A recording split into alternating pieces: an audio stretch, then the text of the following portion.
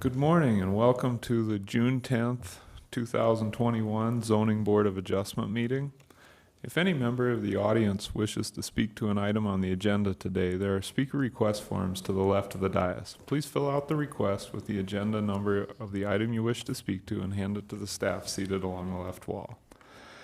At this time, we would also like to ask that if any member of the audience has a cell phone or other electronic device, that you either turn it off or turn the ringer to silent. If you need to take a call, please step out to the hallway so the meeting is not disrupted. The public hearing on item number 1, approval of the May 27th, 2021 Zoning Board of Adjustment meeting minutes, is hereby opened. Rachel made the motion to approve the minutes, and Karen seconded that motion. Any discussion on the motion? All those in favor, please say aye. Aye. Any opposed? Motion carries. Item number 2. Good morning. I'm Sarah Hansel, Planning Projects Division Manager. Item number 2 is a variance request to reduce a side yard setback from 8 feet to 5 feet in order to support the construction of a single stall attached garage. Staff is recommending approval of this variance request, and I'll go through some slides to identify the existing conditions and the criteria that we're citing in our recommendation to approve. Here you see the subject property. This is developed with a single family structure. It's located at 1018 Milwaukee Street. You'll note that this site currently has a parking pad but no covered parking. So as I mentioned, the purpose of this request is to allow the construction of an attached single car garage. And we will look at the site plan in the coming slides. The structure is situated on a corner lot in the low-density residential district. The lot itself is 6,795 square feet, and we want to note, of course, that the proposed addition is an allowed accessory structure in the LDR district. The future land use of the property is LDN. Again, the proposed development here is certainly in character with the city's future land use plan. The property is situated along Milwaukee Street and College Avenue, both of which are local streets, so there are no impacts to the major street plan or traffic concerns resulting from this proposal to construct an attached garage. Here you see the site plan. Orient a little bit, we have Milwaukee Street on the west and College Avenue to the north. You can see where the existing house is located and the location of the proposed garage, size 12.5 feet by 28 feet, and it is designed to utilize an existing curb cut and the existing parking pad. So one of the special circumstances noted for this property is that it is a corner lot. Since they have double frontage on both sides, that creates a 25-foot setback on 2 sides, which reduces the buildable area. In looking at this request, we did consider if there might be a more suitable location on the site to construct a garage, but looking at the constraints of the lot, the size, the shape, and topography, it really is not possible, and that helps to substantiate the need for this request. Since the proposal makes use of an existing access and a concrete pad, and it is limited in size, we do see this as being a minimum adjustment necessary. Just take you through site photos here. This is looking into the property from Milwaukee Street. Looking south down Milwaukee, you can see the neighboring properties. This is looking east down College Avenue, and turn the other direction, west down College Avenue, and then looking north of the site from Milwaukee. There are stipulations of approval noted in the staff report, and part of that is looking at how this request would be harmonious with the neighborhood. The fire department has reviewed this application, and they have noted some stipulations, one being to ensure adequate fire separation. Excuse me. For adequate fire suppression for the sidewall to be constructed of a non-combustible material. And we've also looked at drainage as part of the site. The new construction on the site will be designed so that it drains to the street and there's no impacts to the neighboring properties from increased runoff. So overall, we find this proposal to be in harmony with the neighborhood and typical of the construction pattern that you would see in this area, and we are recommending approval. I can address any questions if you have any. Thanks, Sarah. Appreciate the presentation. Any questions for staff right now? Comments on this item? Karen. I believe this is a reasonable use of that land by allowing to do this. So I'm going to make a motion that we approve this with the fact that this is a minimal adjustment necessary for reasonable use of the land, and it is in harmony with the neighborhood. All right, Karen made the motion as she stated to approve this with the stipulations as noted, and Eric Heike seconded that. Any further questions or discussions on the motion? All those in favor, please say aye. Aye. Opposed? Motion carries. That being the last item we have at Zoning Board of Adjustment today, I'd look for a motion to adjourn and move to Planning Commission. All right. Vince made the motion. Rachel seconded it. All those in favor of adjournment, please say aye. Aye. All right, we're adjourned. We will now commence the Rapid City Planning Commission meeting for June 10th, 2021. Again, if any member of the audience wishes to speak to an item on the Planning Commission agenda, please fill out a speaker request form along the table, or they're located at the table along the left wall. Fill it out and hand it to the staff, and we'll get you recognized. If you have a cell phone or other electronic device, please turn it off or turn the ringer to silent so the meeting is not disrupted. Items 1 through 6 have been placed on the consent calendar today and may be approved as a group. Action will be taken on all consent items in accordance with staff's recommendation by a single vote. Any item may be removed from the consent calendar by any planning commissioner, staff member, or audience member for separate consideration at this time. The findings of this planning commission are recommendations to the city council. The city council will make the final decision.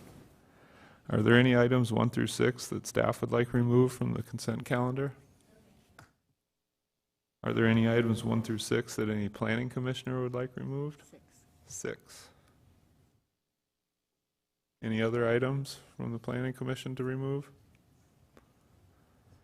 And are there any items 1 through 5 that any audience member would like removed for separate consideration?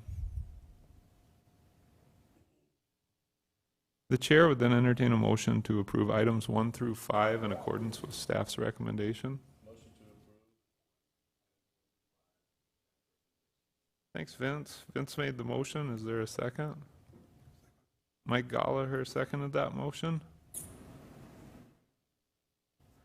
And is there any discussion on the motion? All those in favor, please say aye. Aye. Any opposed? Motion carries. Item number 6. Thank you, Mr. Chair. I just have a question about how it's recorded. In the information that we were sent, it has 2 items that would, I don't know which one would go to the courthouse, both of those items. And it looks like one has the 33 feet on the top, but the bottom has 33 feet, and then the next one has a saying that says this will also be included, the other 33 feet. So the north-south one has 66 feet total. So that's my question. I guess, how does that get recorded? Vicki? Thank you, Mr. Chair. So we will confirm that. So the intent is that it is 66 feet on that north-south section line and only 33 feet on the east-west, because the north half has already been vacated on the east-west section line. But we'll confirm those numbers, thank you, and make sure that the correct one is submitted for recording. Okay, I looked like that was what was supposed to happen, but I just want to make sure it gets the right language. Okay, thank you.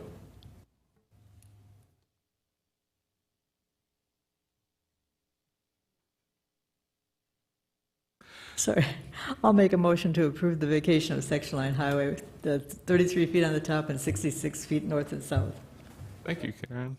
Mike Kwasny seconded that motion.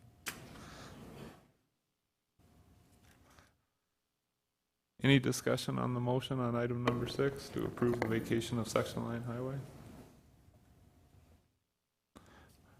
All those in favor, please say aye. Aye. Opposed? Motion carries. All right, item number 7. Vicki? Thank you, Mr. Chair. Item number 7 is a major amendment to a plan development overlay to allow a cellular communication tower to be located on the western portion of the property as shown in yellow. That would put that tower approximately in this location. We currently have Loftus Dental that was approved in 2015 on the property in this location. This is a car wash. This is a strip mall. This is another dental office. We do have some single-family homes in this area with building envelopes along that parameter, and then these are townhomes along this portion of Bent Drive. The property is currently zoned general commercial district. It is located within a, there we go. It is located within a planned development overlay. The property to the south in this area is office commercial, property to the north general commercial, property to the west is general commercial, and we do have low-density residential in this area, again with the tower location being approximately there. Future land use plan shows the appropriate use of the property as mixed-use commercial. A cell tower is a conditional use in very limited zoning designations, general commercial, light industrial, and general ag, also heavy industrial. So there's few sites in town that actually do support the placement of a cell tower. This shows that Catron Boulevard in blue is a principal arterial street. Nugget Gulch is shown in green, and that is a collector street. Bent Drive, which is on the opposite side of the property, is a commercial street at that juncture. It then transitions into a residential street to the south. A site plan to the east shows the Loftus Dental property, and then it shows the location of the tower with access being taken from Bent Drive. This shows the specific layout. The tower will be located in this location. There is an equipment building that will also be constructed. This is 1 story, 6 foot by 6 foot. They are proposing to construct it of a brick design to keep in character with the neighborhood. There will also be a privacy fence for security purposes and aesthetic purposes around the parameter of the entire site. That will be 8 feet, and it will be brown in color. You'll see a slide of that in just a moment. I'm going to back up one and show that there is the provision to put in, I need to draw on the right screen, 3 evergreen trees within this location just for aesthetic purposes.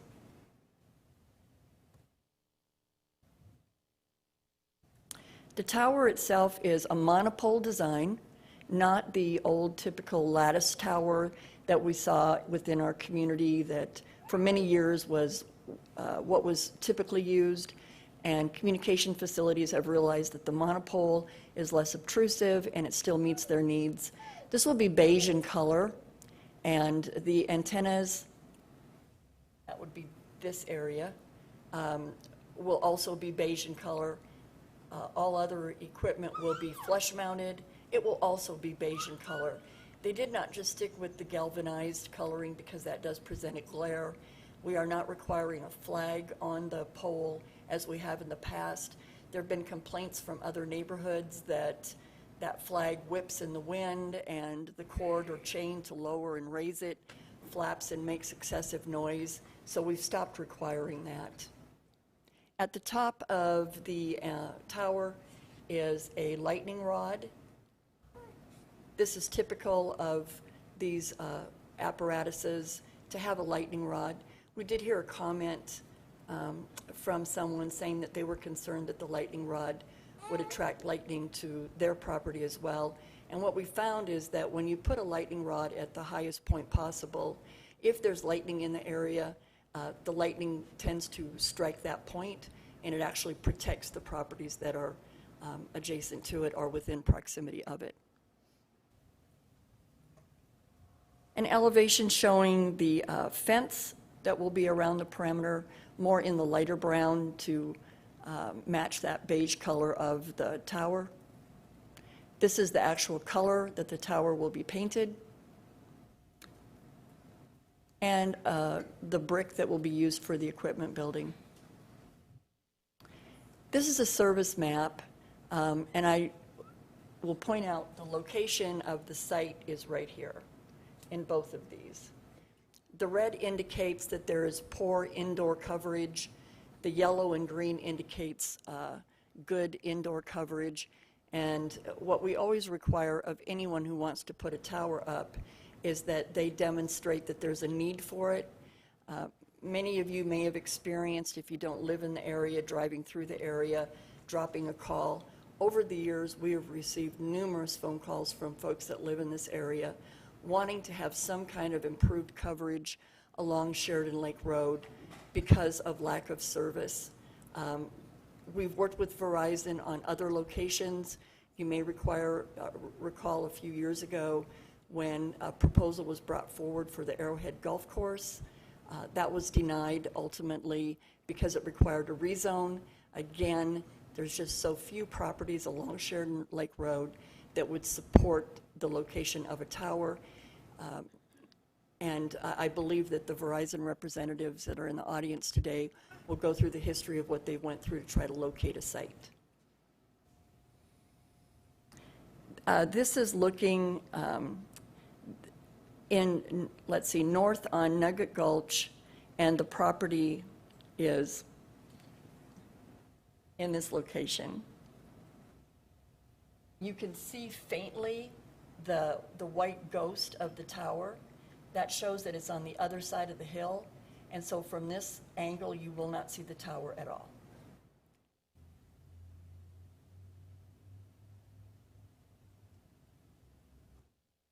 Looking into the Loftus property itself, this is over near the apartment development that's to the east of the property, and this is the tower.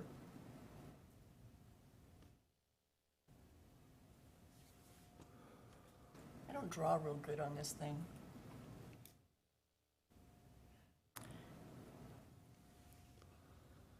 This one is, there it is. So you can see the tower.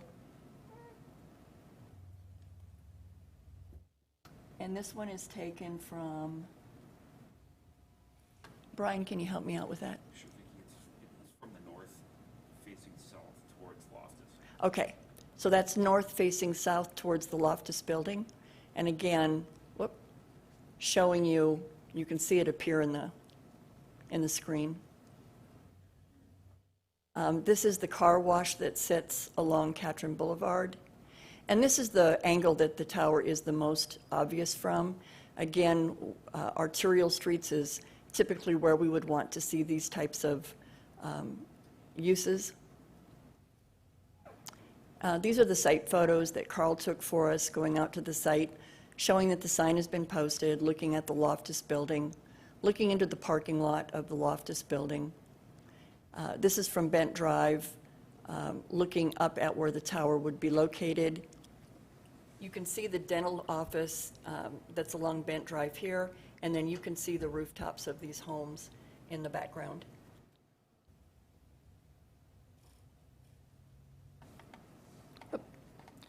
Again, where the tower would be located, another picture of the dental office, and you can see the top of the home in the background. And that's the car wash. This is looking south on Bent Drive. You can see the townhomes on the right. And that is the strip mall that's directly west of this site, which will be directly opposite the tower. So whenever we review these are tough. And we bring them to you, no matter what site is picked, there always seems to be concerns from the neighborhood. And we appreciate that. As we work with communication facilities and look at FCC regulations on the requirement that communities provide areas for this type of use, we have to weigh several factors. And one of those are finding an area with as much commercial activity as possible. And this one has commercial with Loftus to the east, the car wash to the north, the strip mall to the west, the additional dental office to the south. And it's adjacent to an arterial, it's adjacent to a collector. These would all be reasons why it would be supported in other areas of the community as well.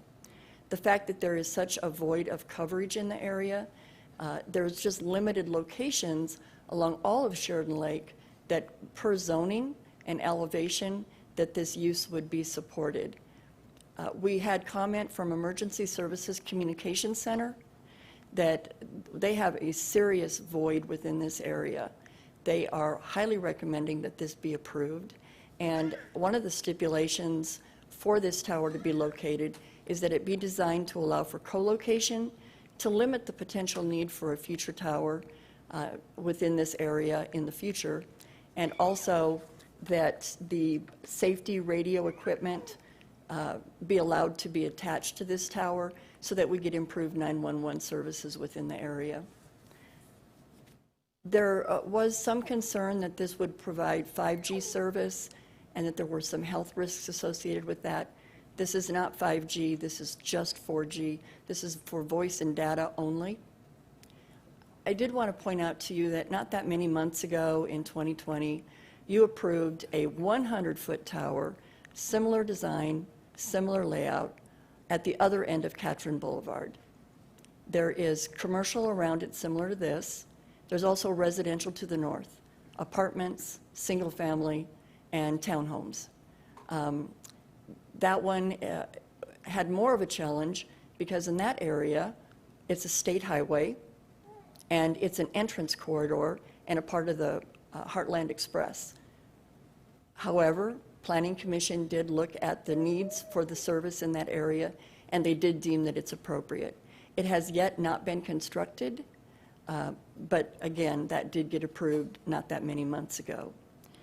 So we are recommending that this item be approved, that it be designed according to how it has been presented, that it allow for that co-location and the radio safety equipment. And we know that there are several folks from the neighborhood, some for it and some against it, and we want to leave time today so that you can take that public comment. We're here to answer questions, and Verizon's also here to answer questions. Thanks, Vicki. I think we should probably move into the public comment since there is quite a number of requests. I'll start with Linda Harriman.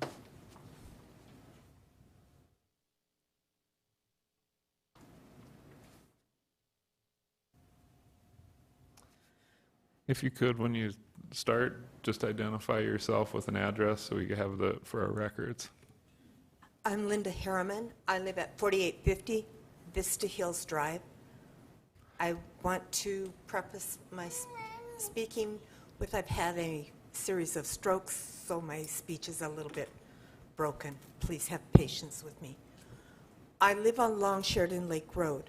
We've been there for over 38 years. I have had 2 occasions where I've had an emergency at my home. We no longer use a landline. We use Verizon line exclusively because we are retired and we do some traveling. On those occasions when I had to have emergency services, because of the lack of service along that area, they were not able to receive a phone call from me for emergency service. I was fortunately able to text my son in Sioux Falls, and he called for emergency services from there. This is not a safe situation in our neighborhood. We have several elderly along the Vista Hills property corridor. It's a dead-end area, and it's very difficult to talk on your phone. You cannot talk from your home. You have to go outside. And in our yard, there's only one place in the entire yard that we can stand in and receive cell service in order to speak. Also, with the change in technology and medical, especially since COVID, much of the communications between medical personnel is via cell at this time. And so I feel this is a very much needed communication in our community, and I would highly recommend that you approve it. Thank you for listening to my comments. Thank you, Linda. Chris Teeslink.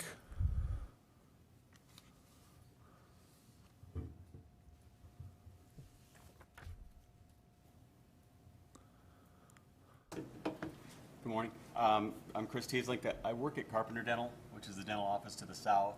I also live 2 blocks to the north on Harvard Avenue, 2828 Harvard Avenue. I'm opposed to the project. It's a very commercial structure. It's going to dominate the landscape right there. If you look at the map, it's going to feel like it's on top of our building.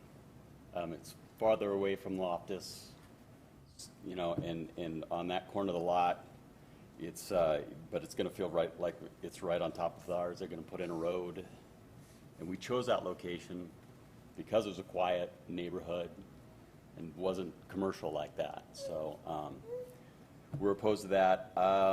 It's not in harmony with the neighborhood setting. We've had employee safety concerns. I know that there's a lot of talk about 5G, 4G, but people see a tower, they have safety concerns. We've had it with employees. I know that in the future our patients will be concerned about that as well. It's like, wow, there's a huge tower right at your building. What's that going to mean for me? What's that going to mean for my safety? So yeah, it's just going to overwhelm where we're at, and we're opposed to it. The other thing I wanted to say is I've lived in that neighborhood for 15 years across the street. When we moved in, cell service was terrible. Now it's fine.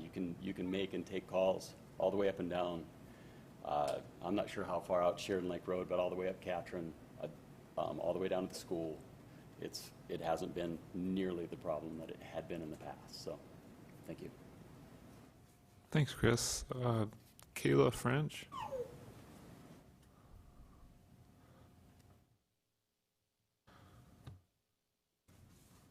Good morning. My name is Kayla French. I also live out Sheridan Lake Road, but I'm here representing Dakota Dental for Kids at 5509 Bent Drive, which would be directly, west of the proposed tower. Like Chris was saying, I also have concerns, health risks associated with the exposure to our staff, our patients. We are going to get calls about that. Negative impact on the residents and the property values. We are very community focused and aesthetic concerns. And I did want to note, I don't have any coverage issues, I guess, coming to and from work and while we're at work, so that's my concern, yeah. Thank you. Thank you. Corky Foley? I let my husband go first. Doug Foley. Yeah. You're up, Doug.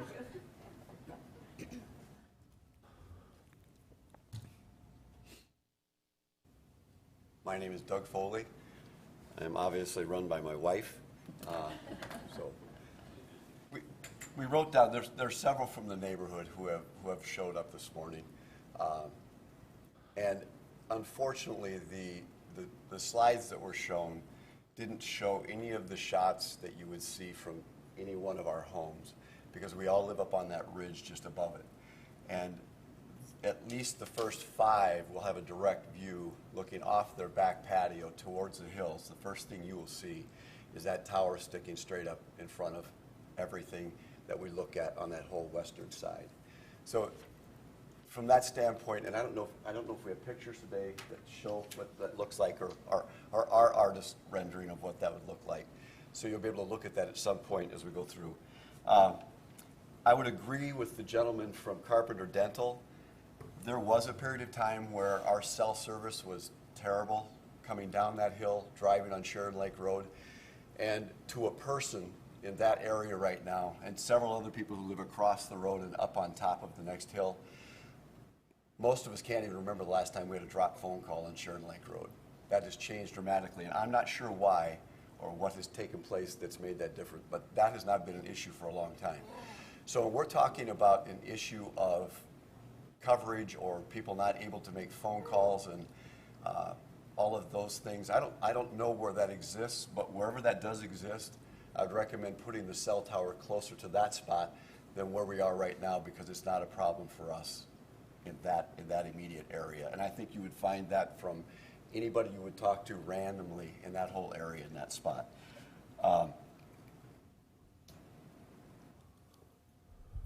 The last thing that we'll talk about is the fact that the lightning rod area, every single spot that was mentioned that would be safe because it would be lower than that lightning rod, none of that pertains to any of our homes, because all of our homes will be higher than what that, or at least eye level with where that is. So the idea of that lightning rod not taking anything that would come into that area as opposed to our homes, that would not necessarily be true, because we are taller. We are up higher than that one is. And that's all I'm going to talk about for right now. Can I have a return at the end if by chance we've missed something? Sure. Thank I'm you. open to it. Thank you.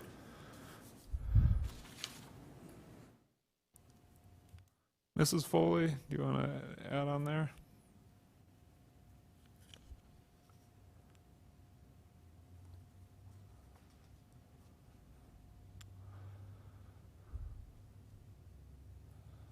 I am Corky Foley, and the only thing I know some others have other issues that they'll cover, but we were just wondering if there's another place for this along Sheridan Lake Road, Corral Drive, the school area, up on the hill. I mean, we keep coming up with ideas of places that are not in the middle of a neighborhood, and I know these have been hard to find and declined in other neighborhoods, and we're just no different. Our property value is an issue too. I think someone else will speak on that. But we are so opposed to this just for the view. And I know you've been talking a lot about the building and where it sits, but it's the 89-foot height that is obviously the problem from those of us who built on that area for the view. I know views might not be a big deal to you guys, but it is to us. We watch those sunsets and then we think about this pole. We look towards the city lights. You think about this pole. So we're disheartened about the whole thing, and you'll hear from more. Thank you. Thanks. One of Mr. the things I Foley? did forget, the alternative site of where it might go, I think at one point they were looking at Southwest Corral Drive complex as a possibility, and it never went through. I believe it was partially because the school district or superintendent was not in favor of doing that unless it was in every single building, unless they had a pole at every single building. I'm not positive about that. But there are spaces up in the school area. There already is an emergency, one of those towers for an emergency siren if something goes on. And I think there are spots up at the school site where it could possibly be built. Thank you. Mark Abrams?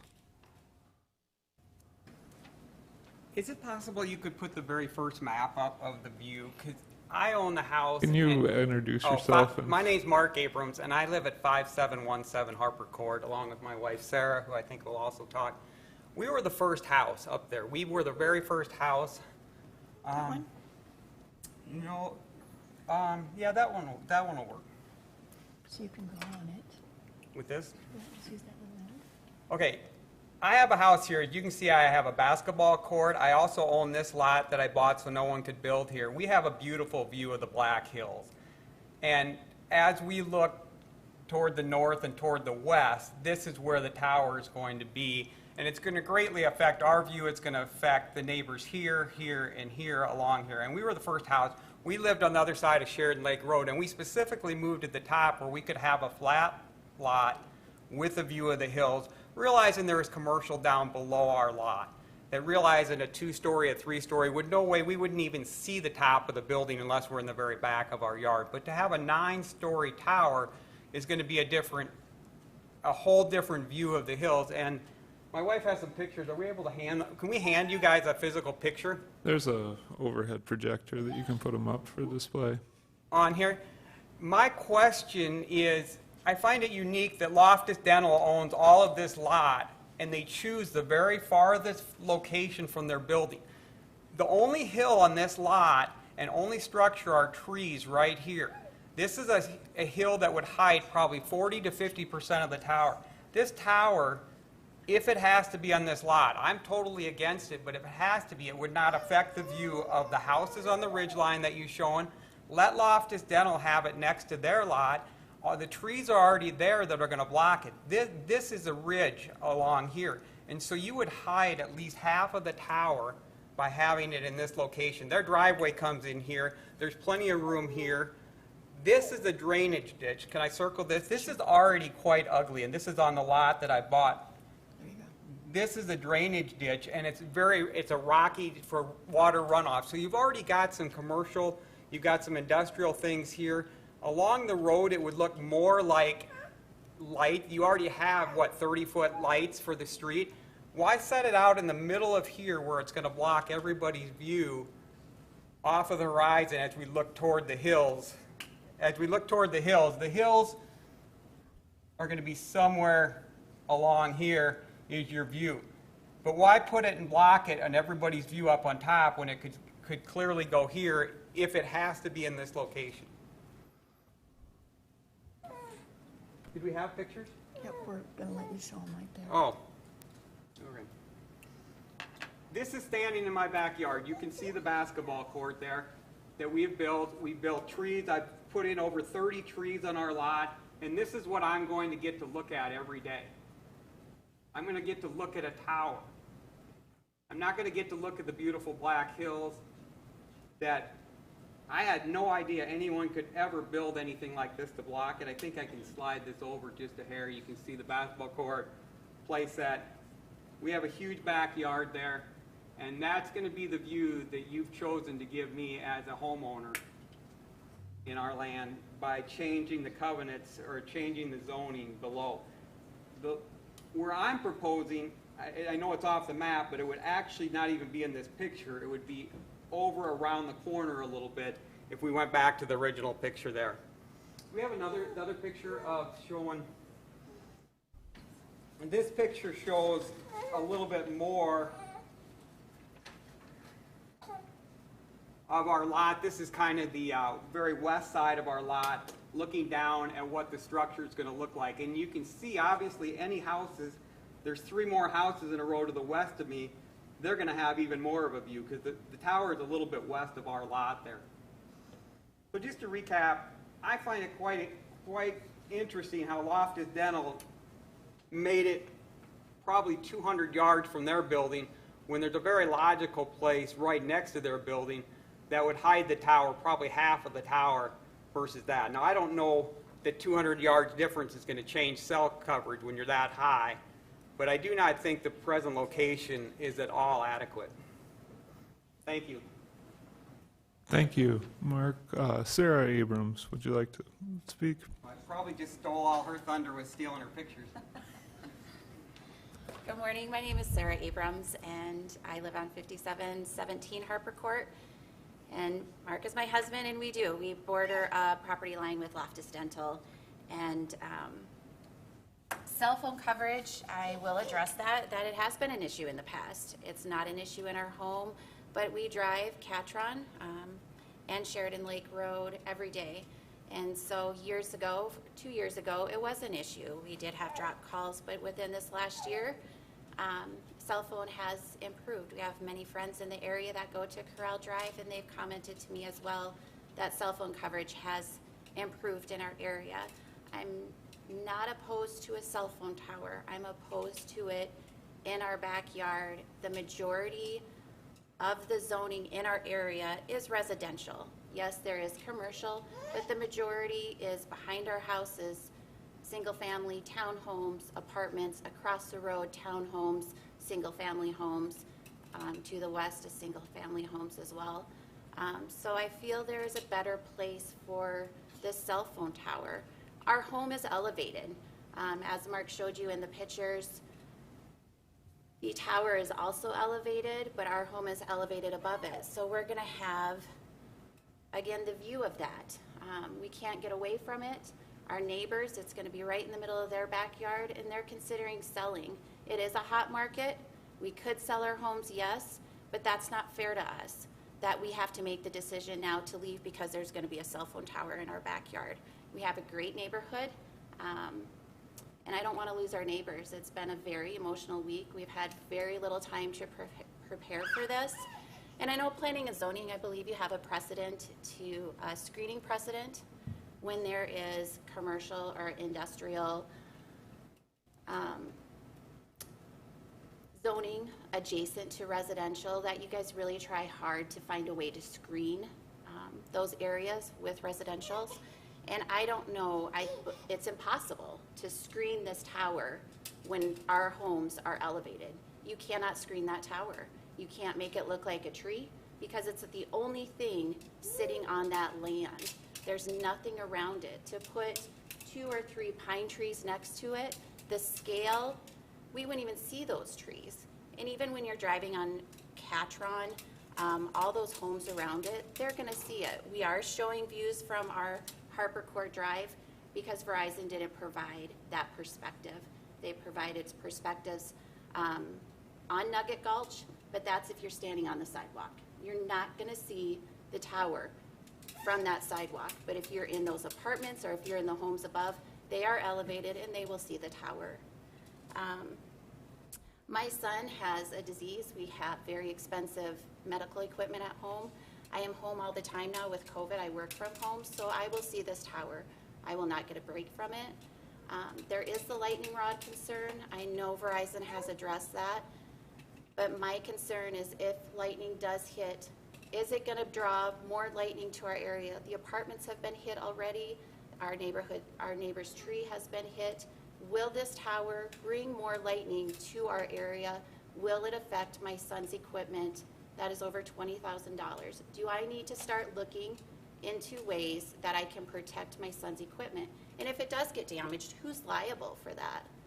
Do we now have to make sure we have really good insurance coverage if his medical equipment is damaged by lightning? I don't know the answers to that. It's just new concerns as a homeowner that I've never thought about until this cell phone tower has been brought to our attention. So thank you for your time. I hope you take in all of our considerations in the neighborhood, and I hope you can find a better placement for the cell phone tower and reject this major amendment in our neighborhood. Thank you. Thank you, Sarah. Brooke Kelly?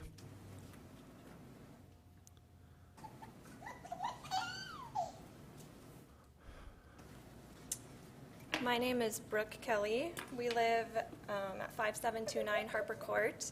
So this tower will also be, or just adjacent up from it. I have many points I would like to make regarding this major amendment to add a cell tower behind our home. First off, I am frustrated with the hearing notice and the amount of people that were notified. We just received our letter June 4th, so last Friday we're home from work and we received that in the mail. Really, that gave us 3 business days to comprehend this, to get people behind this, to come up with research, data, anything that could give us a form of disagreement against having this in our backyard. My neighbor even received theirs this past Tuesday. The zoning ordinance states that all persons who own land within 500 feet of the subject property should receive a notice of hearing letter.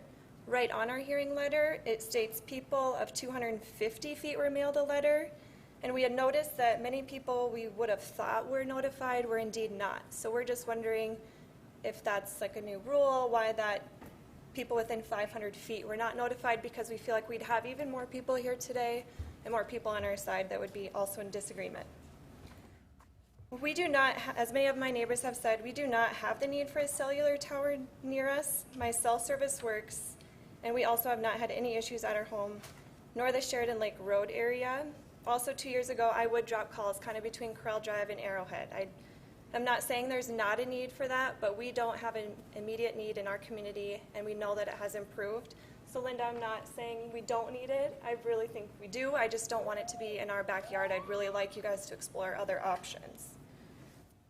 That brings me to our residential use of our home. We are looking at taking a huge hit on our most valuable and favorite part of our home, which as others, that is the view of the hills. I feel that the applicant did an insufficient job showing pictures, which they are required to do in section 316 of the zoning ordinance, showing their proposed tower as it would be seen from residential areas. As you guys saw in Mark hit on, there was not one picture of our street with the view that has that huge tower. I also have photos, if I can show just the view of our backyard. These, of course, are not to scale. If you look at the applicant's photos, they also said theirs were not to scale, but we just have to show you since they did not include our view what ours would look like.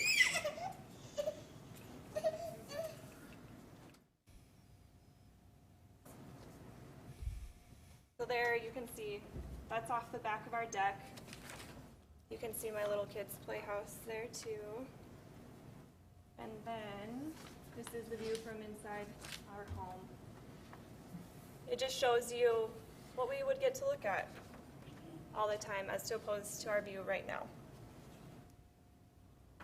Did anyone else have photos that didn't get to show them yet?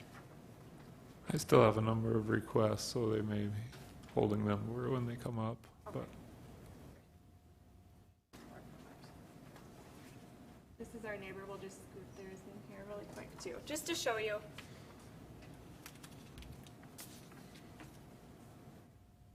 We would have appreciated if the applicant would have shared our views as well as the views that were convenient to them. Okay, thank you. So here we are at our home. My husband and father-in-law built just 6 years ago. Just like everyone else, never in a million years we would have thought an 89-foot tower would be in our backyards. We, as well as others, figured more houses, more businesses. I also think it's interesting that I can't put a cell phone tower in our backyard because it's a low zone density area, but it's okay to put one, right next to our lot. It just, to me, doesn't make sense. I read that the tower also needs to be 1.1 times the tower's height away from all property lines. I'm assuming that's been measured and has been enforced, but I will want to make sure if this goes through, someone shows me proof of that. The structure is not nebulous with our area. The zoning ordinance says telecommunication facilities shall be designed to minimize the visual impact on the surrounding environment and shall be compatible with the aesthetic character of the surrounding area. You guys can see right in the pictures. It doesn't blend in with anything. There's no vegetation. There's no other structures near it over 35 feet, so it sticks out like a sore thumb. Why can't it go in another area or somewhere more commercialized? There's also a list 1 through 5 in the general design requirements that I would like to know why this is the absolute best and the only option for the tower. As Mark said, why can't we put it even on the other side of Loftus? So at least we would only be suffering the health impacts and not also the loss of value on our homes. On top of that, I have some realtor letters here that all state it will decrease the want to buy our home, which will indeed decrease the value. I know we've been here a long time, so I have 4 realtors here: Ryan Kelly, VIP, Shauna McBride, Oak and Key Realty, Callie Kosmicki from RE/MAX, and Stephen Ficken, who's actually a builder with STECOR Initiatives. I can show you these later if you want to see proof, but they all have letters here stating that it would indeed impact our resale value. Lastly, but most importantly, I'm mainly concerned for my family's health. We live here, we don't work here, and then we get to go home and get a break from these RF waves. I'm a stay-at-home mom and my kids are at home with me. If this cell tower is put in, I'm putting my 3-year-old daughter and 5-year-old son at risk of being involuntarily exposed to RF waves 24/7, not ever getting a break. Sure, our home has a microwave, I have a cell phone, but we can turn those things off. I can't turn off this cell phone tower. Verizon states that their towers comply with FCC guidelines. Those guidelines were set over 20 years ago. Think about how much technology has changed since then. We all know technology has changed tremendously since then. Our bodies are electric, which my Spider-Man loving son thinks is cool, but he doesn't need to start discovering symptoms like headaches, irritability, insomnia, cognitive disturbance, heart palpitations, and even more dangerous things like DNA damage, infertility, and cancer just from being a kid and playing at our home. I'm getting my information from Jeremy Johnson at emfanalysis.com. He is an engineer, author, and electromagnetic fields consultant that graduated with a master's degree in civil and environmental engineering from the School of Mines. I'm sure some of you maybe even have heard of his name before, as he helped turn away the previous cell tower that was proposed near homes. He also told me he has family that would be impacted by this, so he will definitely be with us to fight. I hope you guys reconsider the location of this. I hope you guys take the drive past our homes today, see if you lose cell service, but also just wonder if you would want this tower in the back of your homes. Thank you. Thank you. Kara Weiss?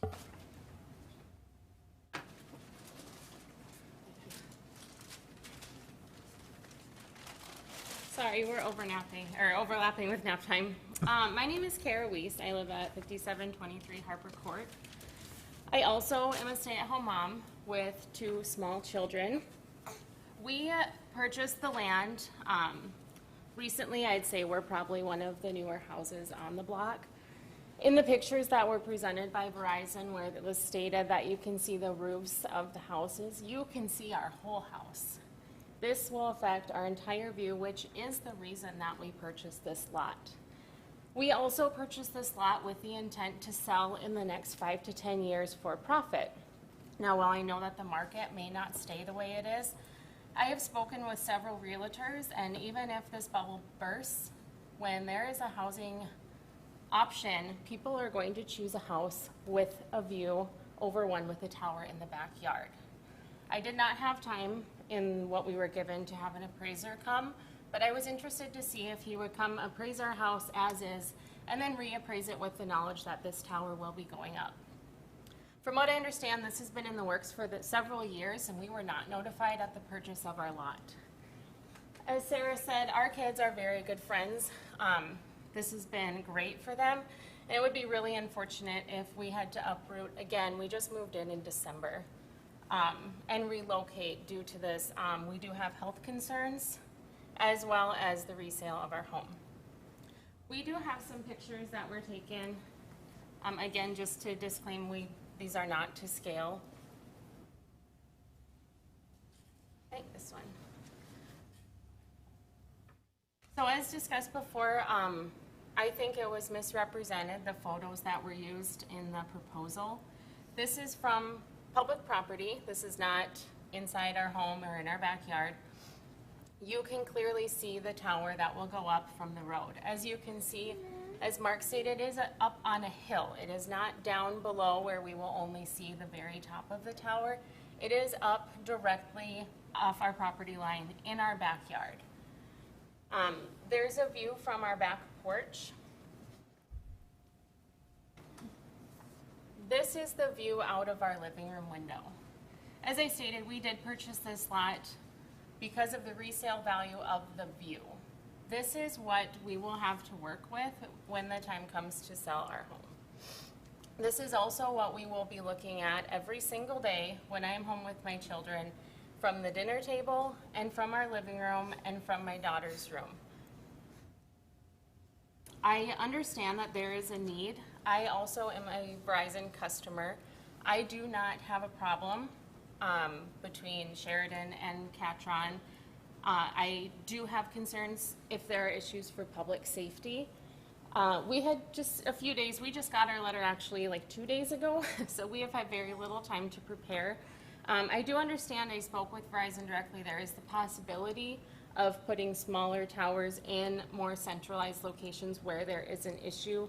Those just go, from my understanding, on a street lamp. They would be very discreet, and they would be able to provide service in those smaller areas. Please correct me if I'm wrong. But I don't understand why we would need this tall tower in our neighborhood where none of us are showing any signs of cell phone issues. And if you look at the call logs from 911, you will see that my child mistakenly called while we were on a walk just down and across the street from our house. So that direct area where we are is, there doesn't seem to be a problem for emergency service there. Like I said, I do not want to discount somebody who does have real concerns, but that doesn't seem to be in our neighborhood where we are most affected by this tower. Again, I agree with Mark that if there was another location on that lot that we could put it where it would be a little bit more out of sight, we would be open to, you know, taking alternate routes. But as you can see, this directly takes money out of our pocket and puts it into somebody else's pocket. I mean, it's just an eyesore, and it really concerns me for the future sale of our home and moving forward with our family's lives. Thank you. Dallas Beers.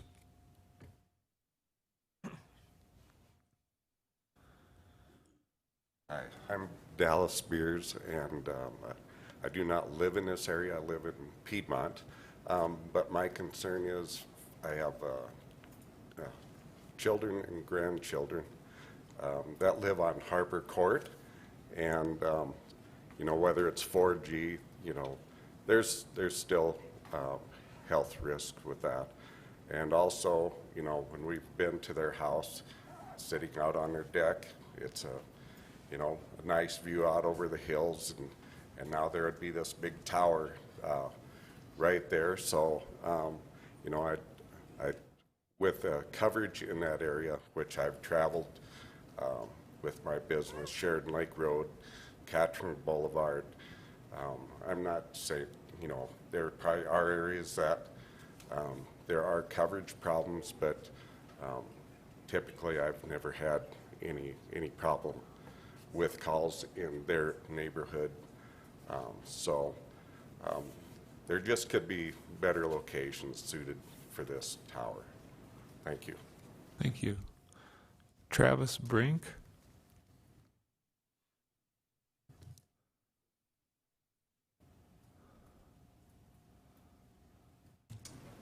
Hey there, Travis Brink, and I live out in Box Elder, but we own and operate Code Ninjas, which is across the street there. Wasn't planning on speaking today, just wanted to understand, but honestly, seeing the zoning presentation, I felt that you guys were being very misled by that, where they pick and chose which pictures were going to have the cell towers and which ones wouldn't, and you know, I think you've heard it from the rest of these families as well, that those pictures did not adequately display what's going to happen in that area. So I guess, you know, these guys are all having to be a little bit nicer because they live in the area. They have to work with the city on things like that. But I just wanted to call out that it was very misleading and very frustrating to see that from the city. Thanks. Thank you. Rod Griffin. My name is Rod Griffin. I live at 5730 Harper Court. And when we moved there, it goes into a cul-de-sac. We live across from Abrams and with Loftus down below. And I moved here from Billings, Montana about just a little under 2 years ago. And many of my friends say, what's the best thing about your house that we had built? And I said, it's the view. And now that seems like it's not going to be that. And so I would just say that my comments would be opposed to putting the tower there because of one, of how it changes the landscape, and also because of the value that is going to go down in my house. And so I would really wish that you would reconsider where this tower could go. And again, when we moved here, we've not had a bit of problem with any cell service. So I appreciate your listening to my concerns. Thank you. That's the last of the speaker request forms I have. My guess is that there will be a lot of questions from the commission to the applicant. Would the applicant like to make any comments at this time or wait for questions? All right, Mr. Chair, I've got a short presentation to show. And go for it. And I'm absolutely glad to answer questions. Thank you. I may need some help here. Sure. What do you got? I think I hit escape. And Mr. Chair, members of the commission, my name is Brian Cabot. I'm with Buell Consulting out of St. Paul. I do real estate site acquisition for Verizon. across the Great Plains. And I'm fortunate to be joined by my counterparts, Courtney Bednarz, Rick Dobby from Verizon Wireless, real estate for the Great Plains. Rick is in radio frequency engineering and analyzes the network in Rapid City and the surrounding area. I'm also joined by Courtney Bednarz with Moss and Barnett out of Minneapolis, St. Paul. Mr. Bednarz is our legal counsel that's been helping us. His firm has been helping us on this endeavor for many years, dating back to Arrowhead and previously. Okay, So I'll start it. If you need to mark anything, you can use this pen. You can draw and then erase when you hit this. Clear. Okay. Just use the advance key here, so you should be good. Just the forward key right here. Thank you. Forward and back like that. Okay. There you go. Okay, very good. Thank you.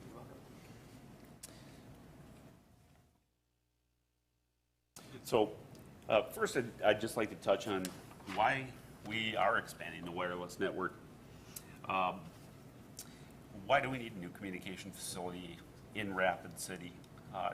Frankly, demand on wireless networks has grown tremendously in the last few decades.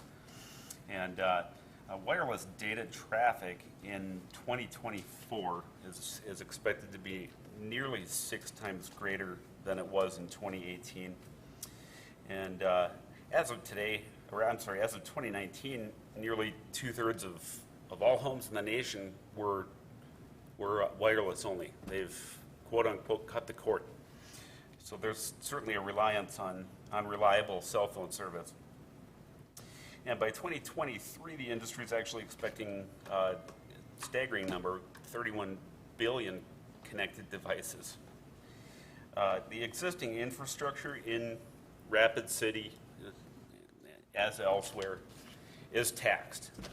It's taxed by the limited number of resources we have, the limited number of cell sites. It's taxed by present data consumption, and as I pointed out, that data consumption is just going to continue to keep climbing. And a wireless network is a finite resource. There's just only so many resource blocks to go around. And the more and more data is consumed and the more devices that you have connected to the network, the weaker the signal becomes to, ultimately, it can get to a point where it's like having no network at all. And we experience that seasonality, large events that gather lots of people. It's very difficult. We'll have to bring in additional resources to cover for those sort of situations. So, but certainly on a day-to-day basis, in Rapid City, you'll have peak times a day in different parts of the city based on how people are moving around, working, playing. And rush hour presents more traffic in certain areas than others. And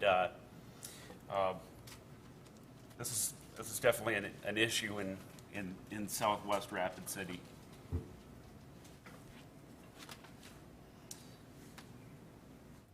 So Mrs. Fisher did show our propagation maps before and after. I'll say it again, the areas on the maps that you see here in red represent areas of poor indoor coverage.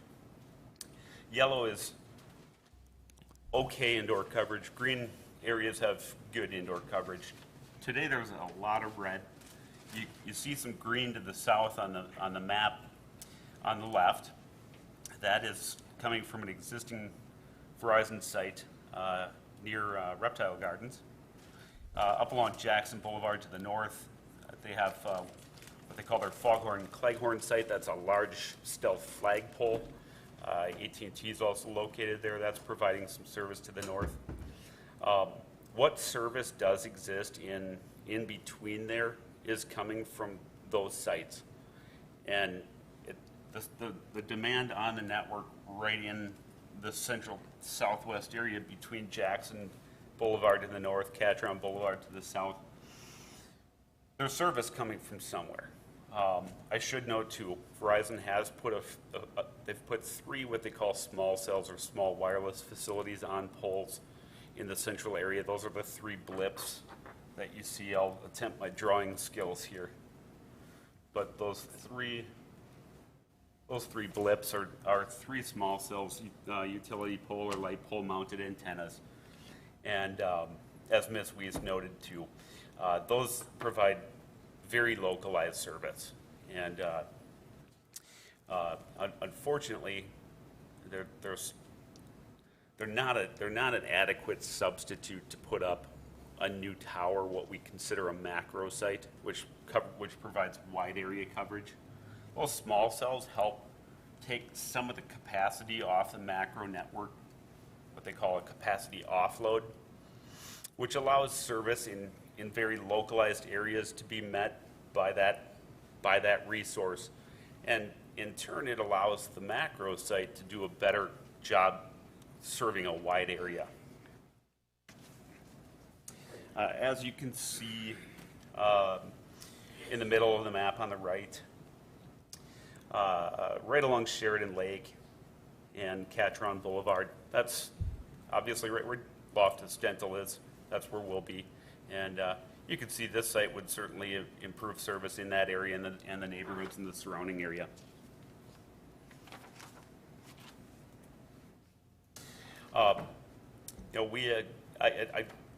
I have to say I'm very grateful. Verizon's very grateful for this public forum, and we're grateful to hear all points of view on it. We take this very seriously, and we work very hard to minimize disruption.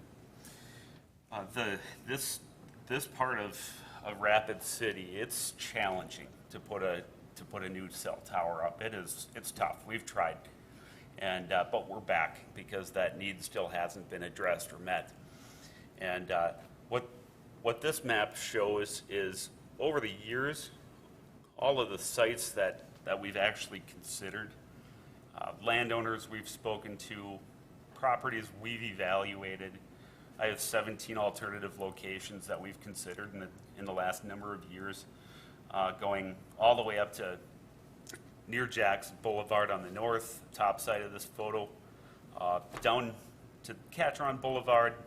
You can see the pins number 14 and 15 in the southeast portion of the map. Those are two existing towers that we considered co-locating on. That's always our first choice. If we can co-locate on a tower rather than build a new one, you'll find us there. Those two towers are just too far separated from the area of most need. So unfortunately, in this situation, those were not viable. I know Southwest Middle School has been mentioned a number of times, and I contacted the superintendent a few years ago. We discussed it. Verizon was actually discussing a project elsewhere with the district. At that time, they simply weren't interested. So we tried. I agree it'd be a good location for the site, but it simply is not viable. You need that landowner interest. There's also a lot of vacant, undeveloped land in the middle of what I would call our search area, sort of south of Arrowhead. You can see the cluster of pins on the green area. That's Arrowhead there. And just sort of southwest of that is some vacant, open land. And I've spoken to we've tried a few times actually. I tried personally, and my predecessor tried to secure a site on those properties. Those landowners had other intentions for their land. They have a lot of land, and certainly it's in a great developable location. So we've got a big challenge here in southwestern Rapid City. This area is so predominantly residential that unfortunately, should any of these sites have worked that we've tried, they're all adjacent to a residential neighborhood. And we do our best to minimize that disruption to the number of homes. We do our best to minimize the disruption through careful site design. I consulted with Mr. Dobby, the RF engineer from Verizon, and his team about the location extensively. Also worked with them to minimize the height of this proposed structure. Taller would certainly be better, considering the topography in the area. We'd have better line of sight over a larger area if we could get those antennas up a little higher, but at the height that we do have proposed, it will provide adequate improvement in service. And we also took care to designed the facility, Ms. Fisher pointed out the design elements. We'll be painting the monopole a beige to help it blend in with the landscape.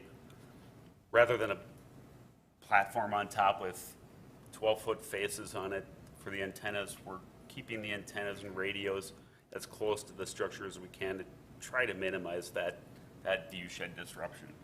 And we certainly understand and appreciate the concern, but we've worked extensively. We've done our best. I feel like we've got a great solution here. Is it perfect? There's no perfect site. If there was a perfect site where I could put this facility in Rapid City where nobody had to see it but they could enjoy the service from it, believe me, we'd be there. But absent that, we do our best to try to minimize disruption, and certainly do appreciate the commission considering our application. I'll skip by this slide as Ms. Fisher went into detail about the location of the site. With regard to property values, we understand the concern. Data shows from a variety of surveys that actually having a good cellular connection at your home is a sought-after feature. It's an important feature for prospective home buyers. In fact, 75% of home buyers actually consider a good cell connection at their home to be an important characteristic when they're on the market looking for a house. And certainly the events of the last year with the pandemic have moved us from our offices back to our house. It's important that we have cellular connections all day, whether we're at work or play, whether we're at school, whether we're at home.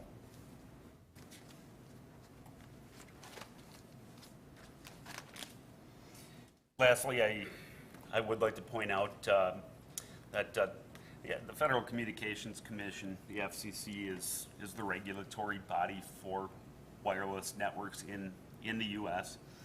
And my client takes health and safety very seriously, and takes every effort to abide by FCC's safety standards. And oftentimes they're operating their equipment. Power densities are hundreds of times less than the FCC safe limits. And I will just close by saying we're very grateful to be here again. And I simply can't understate the importance of having this service improvement in Rapid City. And we're sure grateful for your consideration. I'm glad to take any questions. Thank you. Thank you. I'm sure there will be some, but I've got quite a list of commissioners now. Eric Heikus to start. Thank you, Mr. Chair. It's a great discussion on both sides. I think the materials submitted and the counter discussion, everybody seems very well prepared. Great information. It's a really tough decision to make. My questions, I believe, were somewhat answered by the dialogue that's happened over the past 25 minutes. The first one is, what is the standard light heights on Catron? And I think somebody said 40 feet. Is that an accurate number? I guess I'm... Todd around? Todd? To be honest, I can't tell you exactly what height it is, but 40 feet is a pretty standard height for an arterial street like that. Okay, thank you, Todd. Appreciate that. The second question was started to be answered or talked about during our discussion was, my question is, can this be made a bit more organic? And the nature of it is, I mean, somebody mentioned, can it be made to look like a tree? Can it be made to look like something else? Is there a way to visually change the tower design to make it less obtrusive? There was some speculation in our discussion, but is that something that was explored? Is that something that's considered? Is that on the table or off the table? I guess that's a question for you, sir, I guess. So. Brian? Thank you, sir. Yes, we did consider various other designs. There's a treatment called a monopine It's a monopole made to look like a pine tree. There are a few in Pennington County, west of Rapid City, that I'm familiar with. And we consider that, but the vegetation on site at Loftus Dental is 25, 30-foot tall pine trees, and I'm afraid if we made this look like a pine tree, it would certainly tower over the other vegetation on site, and potentially become even more of a visual draw. Sure. It would have to look like a sequoia to be that height. I'm sorry, Just it's a might. bad joke, but sorry. Okay. Those are my questions. Thank you. I appreciate it. Thanks, Eric. Councilman Evans? Go ahead. Thank you. I wasn't going to speak because I was sitting in the back, but thank you for preparing me a spot just in case. I'm curious, what is the difference between the way this pole works with its antennas exposed and those giant flagpole types like we have in the Blessed Sacrament parking lot or there on the Sturgis Road, West Main split? Very good question, Mr. Councilman. Thank you. The technology on those flagpoles, as far as the signals, the frequencies that Verizon is using, we're going to employ the same signals at this site. But over the years, as technology has changed, more equipment needs to be put up onto the tower, and that specifically would be radio heads. And that additional equipment up on the tower near the antennas makes those flagpoles infeasible anymore. We actually consider that at the site, but because of that additional equipment needed up by the antennas, the top of the pole ends up being around 40 inches wide. So it's hard to make that look like a flagpole. Okay, and as far as, this problem with views in a big city, in particular New York and San Francisco, when people have spent 10, 15, $20 million on a home and then all of a sudden a 70-story building goes up and their view is gone. I mean, this is a point of contention in big cities. But I also know it's a point of contention like with severance laws when somebody up on a ranch in Harding County drills an oil well on the other side of the fence. And our severance laws are pretty good in this state in that the fees go out sort of in a radiating, diminishing pattern from there. So just because it's on the other side of the guy's fence doesn't mean he gets all the mineral, the severance money. All right, so I know that the one landowner will receive the fees for rental for this pole being located. Is that correct? I believe you're speaking to the property owner? Yes. Yeah. And what kind of fees are we talking here? I'm afraid it's confidential information, proprietary, private contract between two parties. Well, I think it does amount to a couple $1,000s a month or so. And this is the question the council is going to have, and so I'm going to get some answers here for Mr. Solomon and for Mr. Stroman, who are probably going to be inundated with phone calls.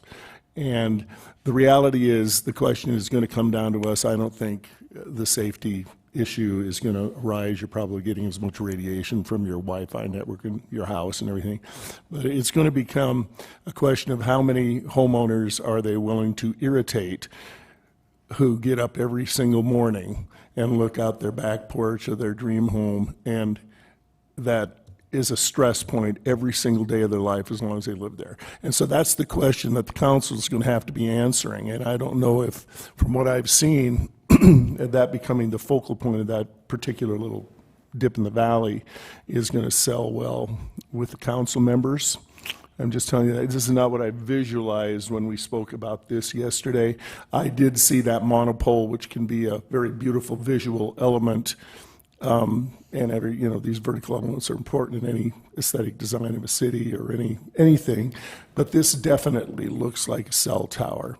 And I think it's the least expensive probably option to have one centralized tower for Verizon or whoever, as opposed to several smaller ones located along there. And so this is the issue we're going to have to be discussing with council. So I think it's not as simple as I thought it was going to be when I showed up this morning. Because it's going to, we don't like to destroy people's dreams. So that's all I want to say today. Thank you. Thanks, Councilman Evans. Rachel?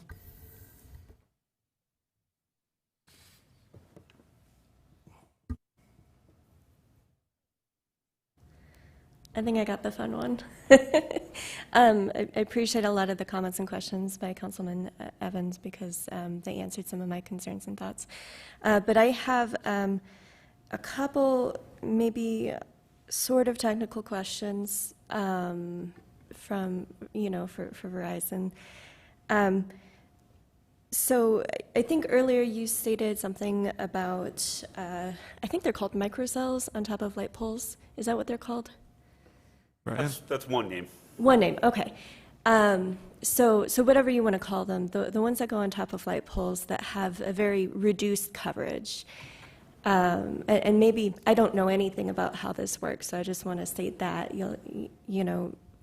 but if you can explain it to me like I'm 5, what is the difference between the coverage that's, not just the size of coverage, but the actual coverage that is created from one of those little ones that go on top of a light pole versus something like this? Is there like an actual, does this actually provide coverage, whereas that just amplifies coverage, or do they all just amplify coverage?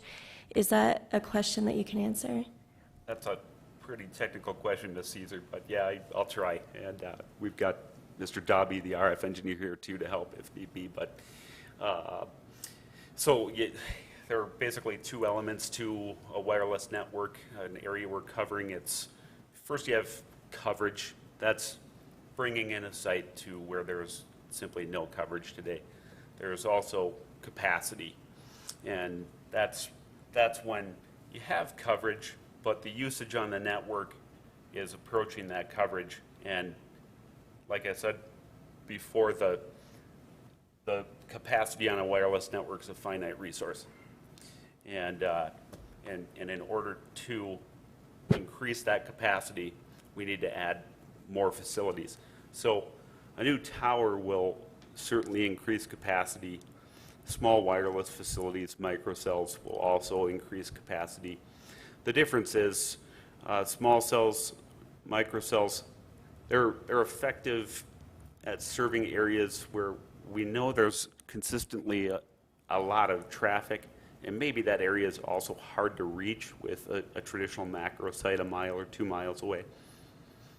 So, but generally speaking, it's the same technology, it's the same service. Okay, that does answer my question. I appreciate that. And then I think your map that you showed us with all the pins, I'm guessing you made that in Google Earth. That was really illuminating. I really appreciate being able to see like all the locations that you've tried to place this, because obviously putting it behind this neighborhood is not anyone's first choice, especially with the beautiful views that they have. I know I would be very upset if I had those views and they were disrupted. Instead, my views are already disrupted. So, but I wonder if staff maybe are able to answer any questions about other suitable locations in that area that you actually need additional coverage. Where are some of the other general commercial locations that this could be placed? Brian, could you put up the map that you showed that showed Jackson Boulevard? It was all the different options that you had looked at. Okay. And that way we'll all get a visual. And this is what's hard.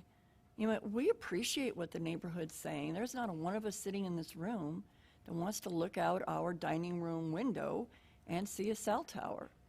So from Jackson Boulevard, which is that east-west road to the north, down to Catron Boulevard, remember this. I prefaced the presentation with there are the zoning designations that allow for a cell tower. Always a conditional use.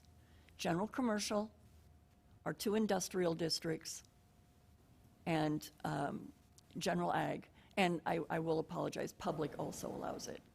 So between Jackson Boulevard and Catron Boulevard, there are 0 commercial properties until you hit Autumn Hills Plaza. When the Arrowhead Country Club golf course proposal came in, they were proposing to rezone a portion of the country club to general ag.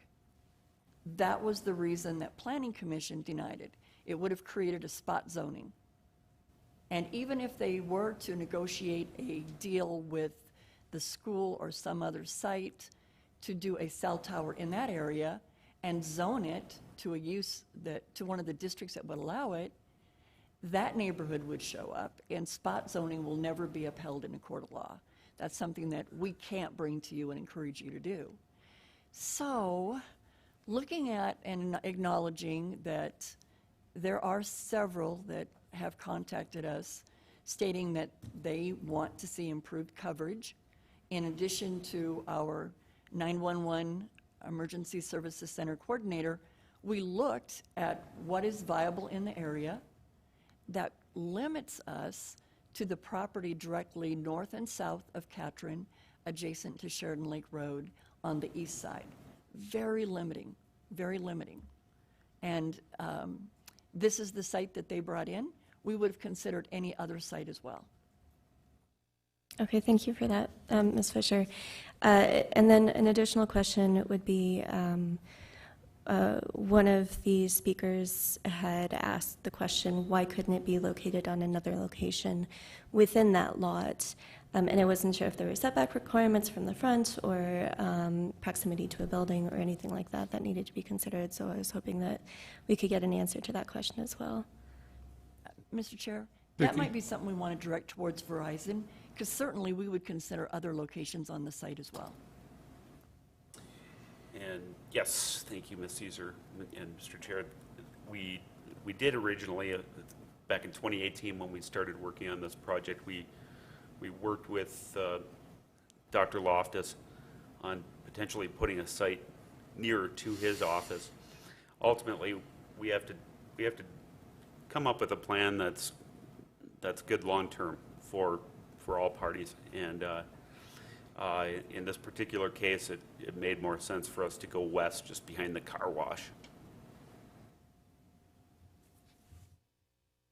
Okay, so if I'm understanding that correctly, it is possible to place it on other points within that lot, but this is what you guys decided would probably be best. Correct. Okay. Well, I appreciate the illumination. Like Ms. Fisher said, this is a really hard one because I don't want to vote to obstruct anyone's beautiful view. At the same time, I think going forward, in the future, we're going to see cell phone coverage to be more and more of considered to be an infrastructure issue, and not just something that people have, as a luxury. Like, we all have one for a reason. So, and I think it's only going to increase. The need is only going to increase.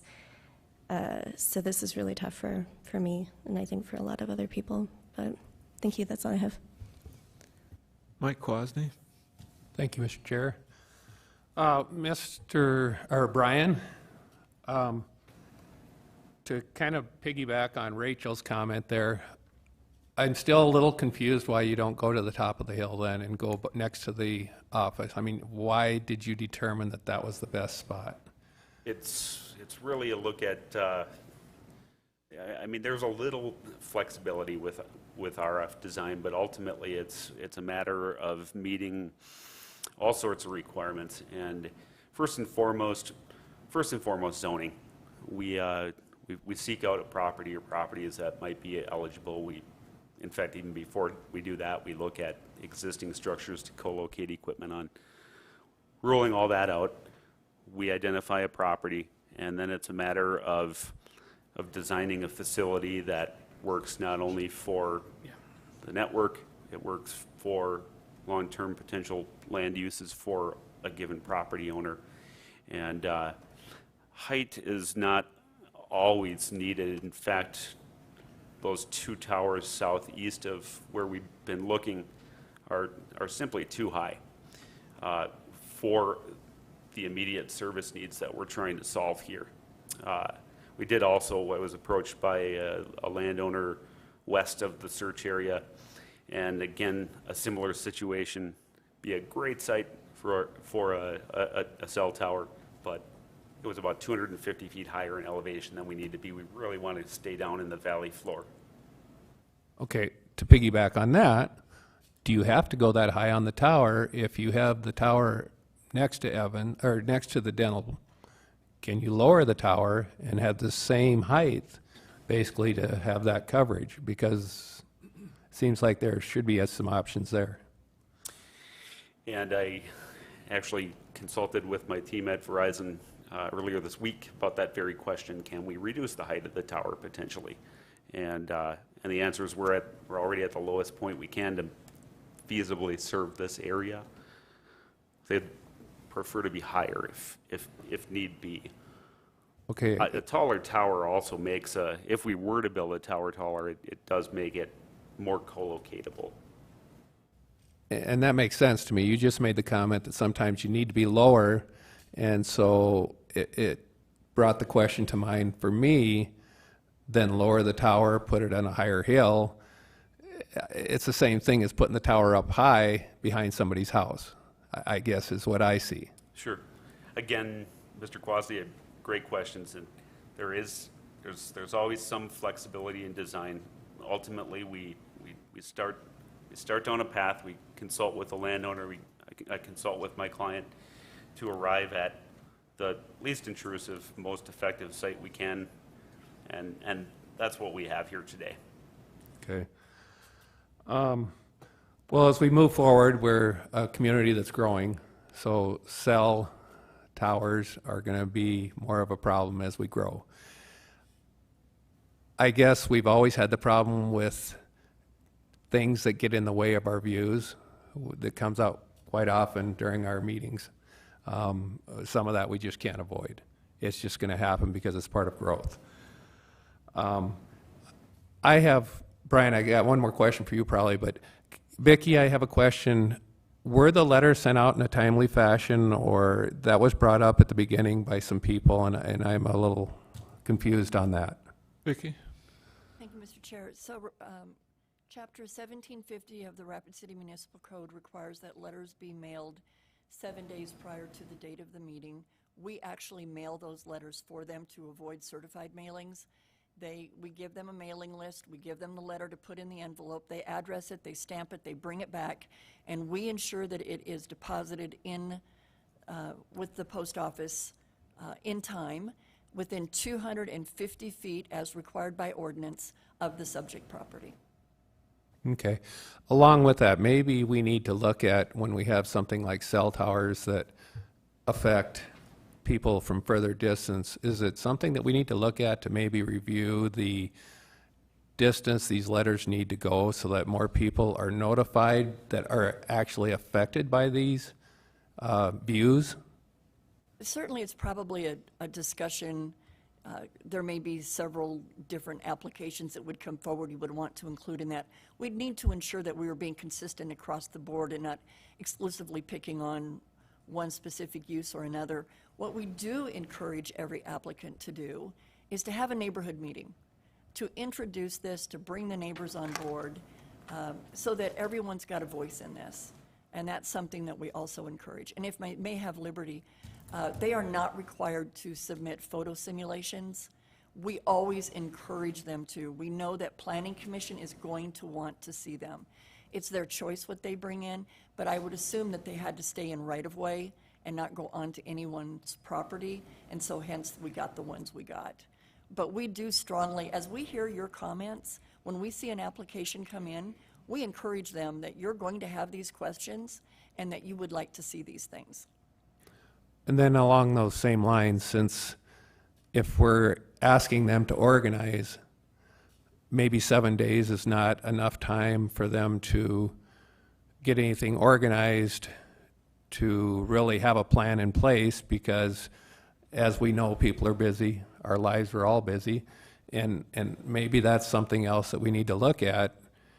Is there some option with that so that they have the time to organize and they have the time to get together and discuss it as we're asking them to do, to have neighborhood get together with baseball, softball, all the activities that everybody has to deal with on a daily basis. I just know that it's hard to get people together, and so more time might be something that we should consider or think about as we move forward.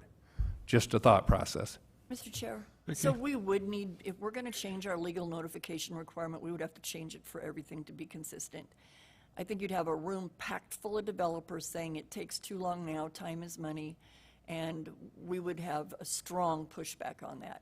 Regardless, if you feel that the neighborhood did not have sufficient time to review it, if there's additional options you want considered, you have the option of continuing this for 1 month to allow that to happen.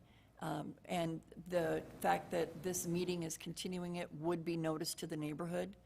Additional letters would not be sent out, but we certainly have a lot of interested property owners that are vested in their neighborhood that would take that message back. I don't necessarily need the group to, would that help you guys? Just a shake of the head would give me something to, yes? You need to come to the mic, I think. We have kind of a lineup too. I'm just gonna take further public comment after we get through the commissioners, if that's okay. Sorry, Mike. Okay, no problem, sorry. With that, you know, costs for, I will go with what Linda's comment there. She wants coverage. She doesn't have a landline. We could say, well, why doesn't she have a landline? She's got things that need to happen with her health or whatever. But costs get involved here, and people are on fixed income, and I think what's going to happen is we're going to have, landlines are going to disappear in time. And so, because of costs. So I think that we need to address these and take care of them. There was an address where we could make it into a tree, but a sequoia is not an option, I guess, so we don't have many sequoias around this area. There was one other picture that I guess I'd like to see. There was coverage, it showed the red. Do we have that picture still? Yeah, it's in there, Kip. Before and after? Kip, thanks for helping out at the podium. It was in there, Kip, in my presentation. Yeah, right here too.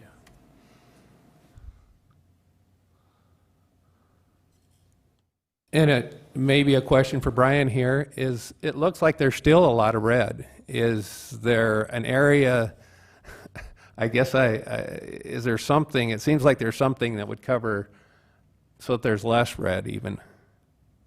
The fewer towers we could build, Mr. Kwasny, the better in terms of capital constraints. And but you know, there's also just constraints in technology, the ability to serve how much demand is in a given area. Yes, there are a lot of red areas. Those areas, I'm sure my team, my counterparts in Verizon Radio Frequency Engineering are evaluating to see, is there some way we can solve these? So we'd love to fill in that whole area with this site, but unfortunately, technically, I just don't think that's feasible. Okay. I know that there's coverage spots. I had a daughter that lives out there. I have a sister that lives out there now. I know that there's areas along Sheridan Lake Road where I still lose service. So I understand there's a need. The question is, how do we best help the people that are going to have that view? And then go back to the view is something that we just don't have the option. So that's what I've got. I hope we can figure out something on this as we go forward. Thanks, Mike. Good questions. Vince? Thank you, Mr. Chair. I've got some technical questions, and they're regarding radio frequencies. And not to be so specific, but why do most people feel that the radio frequencies are a hazard when we've been using those for quite a while now? Courtney or Rick, would you like to help me out with that question?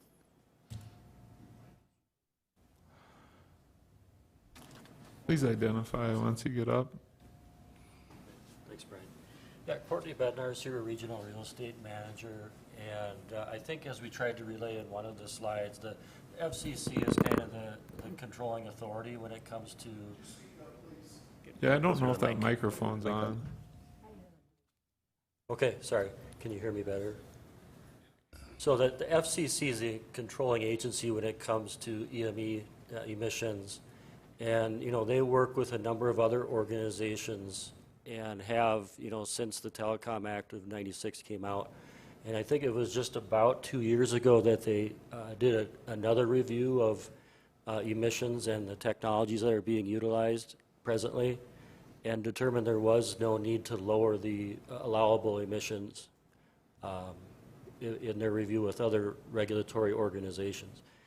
And I think it's also important, I think Brian noted, that typically Verizon operates at just a fraction of the allowable emissions, especially when you consider a macro tower that antennas are 80 feet in the air compared to, at ground level. So the FCC has made comments about this, but and Verizon, I'd like to know if Verizon has ever considered using mobile towers. Yes, Verizon does use mobile towers typically for special events, summer concerts, that kind of thing. So there is a possibility to include mobile towers in this area. Those assets are deployed for gatherings of people for specific events when the overlying network capacity and coverage would be depleted by, a gathering for, say, a summer concert.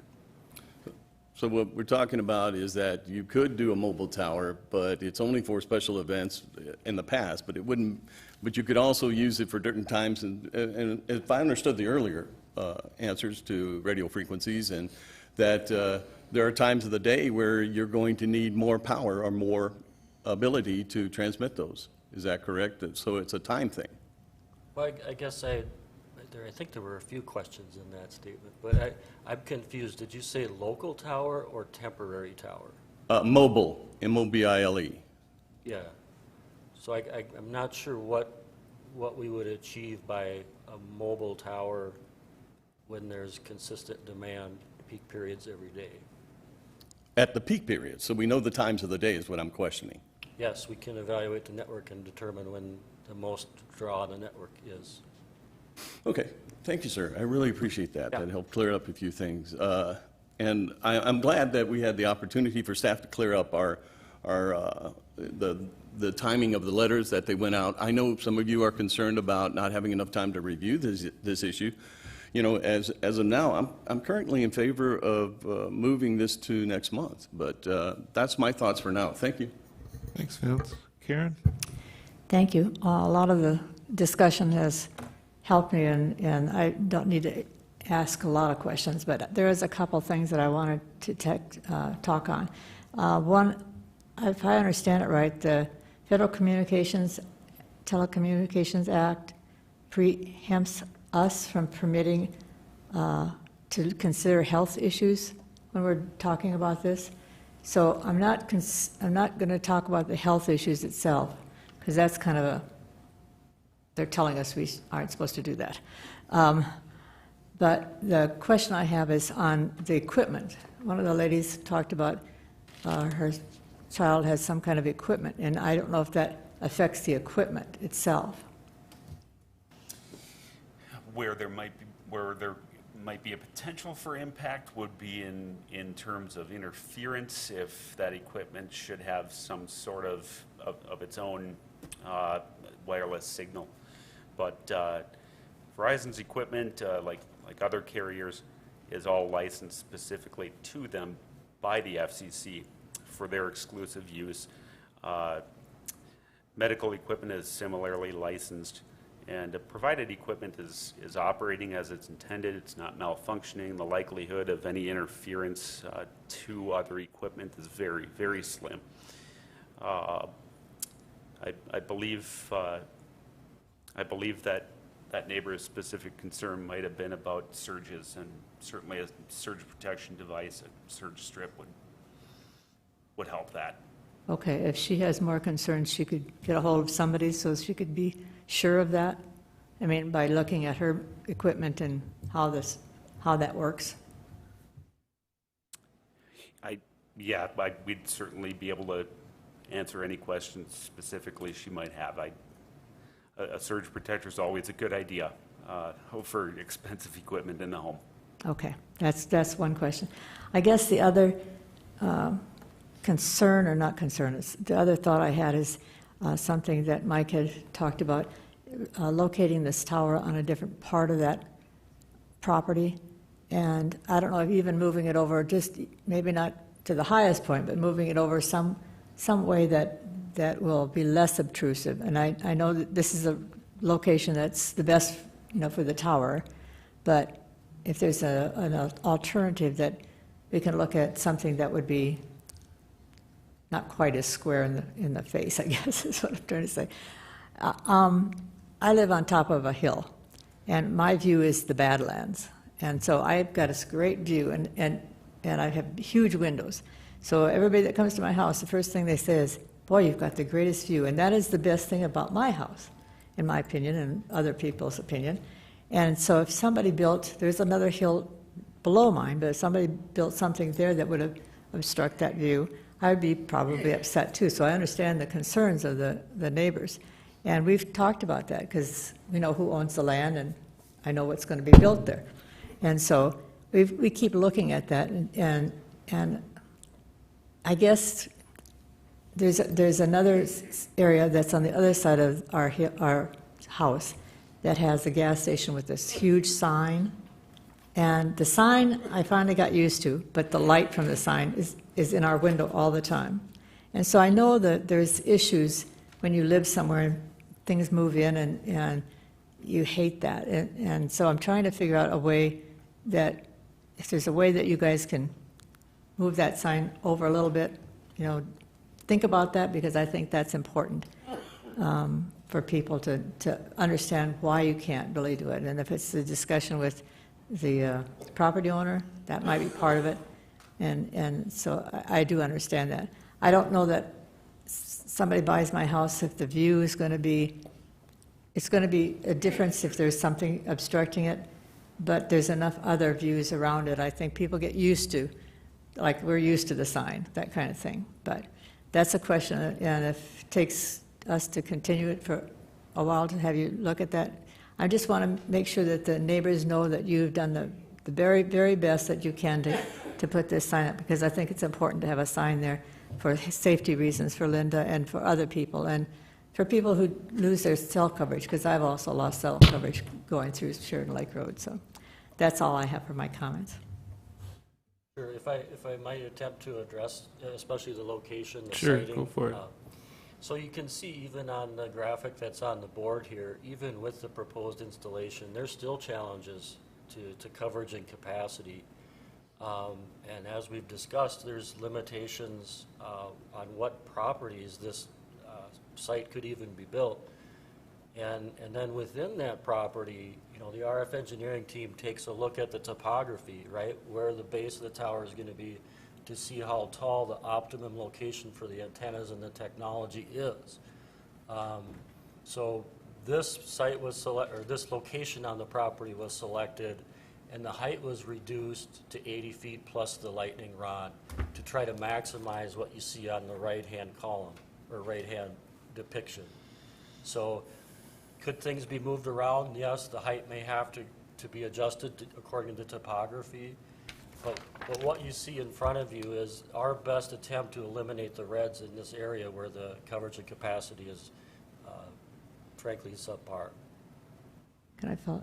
I just follow up and just one comment. We talked about how hills can change. I mean, you have Catron Boulevard, and there's ways to change the topography a little bit too. So that, nothing's impossible in my opinion, I guess. Thank you. Kelly. Thanks, Mr. Chair. When this proposal crossed my desk, I had a chance to look at it, and before I heard the testimony of the residents and the business owners, three things stuck out to me. One is the aesthetics. Obviously, everybody knows that this thing is not aesthetically appealing. The second thing was the impact to the businesses and the properties. Any realtor in town will tell you that this will impact property values. There's no way around that. The third thing that struck me was an 80-foot metallic protrusion in a valley. Now, lightning really hasn't been discussed all that much. A lot of us here are lifers from Rapid City. We've seen lightning do some unbelievable things. I've seen it. I've been in the field a long time, my whole life, and I've seen it damage and destroy things like you can't even imagine. So having people's backyards, businesses, et cetera, underneath this thing is a concern for me. The safety issue safety is always my top thing. And I can tell you that this thing is, from the aesthetic standpoint, it's going to impact more than people that are 200 feet, 500 feet, 1,000 feet away. I know homeowners in that area, they're going to see this thing from a mile away. And I know homeowners that have been in that valley for 50 years in that one house. And they watch that whole valley go from farmland to what it is now. And it's still in development. It's still going to grow. We're going to see more residences and more businesses in that area. And, you know, everybody on this panel has to weigh the public benefit versus the impact. And all things taken into consideration, you know, we're going to have to look into our conscience and see if the benefit outweighs the impact on this thing. So I just wanted to bring up the topic of lightning, and lightning rods work. They're there for a reason. They do attract lightning. At the very least, it's a nuisance to have lightning cackling all overhead during a thunderstorm. Very worst scenario, it can be very dangerous. So I just wanted to put that out there. Thanks, Kelly. Vicki, do you I hate it when Andrea corrects me. So the ordinance states that every property has to be notified within 250 feet. But if you're in a planned development, which this property is actually in the original Autumn Hills planned development that was created years ago. So we've got the mailing list that we pulled. 349 property owners were noticed. It was everyone within the planned development and everyone within 250 feet of the planned development. And that planned development boundary goes way to the north on the north side of Catron Boulevard. And we can provide you with a map of that if you want to see it at some point. She also reminded me that if you should choose to correct this, we will republish as required in the newspapers, and also the applicant will be required to pay for mailings to be sent out again, so that everyone is made aware of the meeting that would occur in a month. that, just to ask one more question on a potential continuance, the earliest due to those notification and publication requirements would be 2 meetings from now? Correct. And she's also just pointed at a wrist meeting. At some point soon, you'll need to make a motion to extend the meeting. 8 minutes left. All right. Okay, thank you, Vicki. Since we're at a pause point here, if the commission wishes to extend the meeting past 9 o'clock, we do need a motion to do that. Move approval to do that. Okay, Karen made the motion to extend the meeting past 9 o'clock as needed, and Mike Quasny seconded that motion. Discussion? All those in favor, please say aye. Aye. Any opposed? All right, we're okay to extend past 9 o'clock. Thanks, Andrea. Commissioner, or Councilman Evans. Yeah, following up, thank you. Following up with what Mr. Arguello said, you know, multiple people, thousands even, might suffer a consequence that's negative, while only one party, and the reason I brought up that severance thing and the reason those laws are set up that way is because all of the wealth is shared, whereas only one party, you know, benefits from this directly, and so many other people get the negatives as a result, you know, a moment on the lips, forever on the hips sort of thing. And so you make a decision with those kind of ramifications. But I do have a technical question for the Verizon people.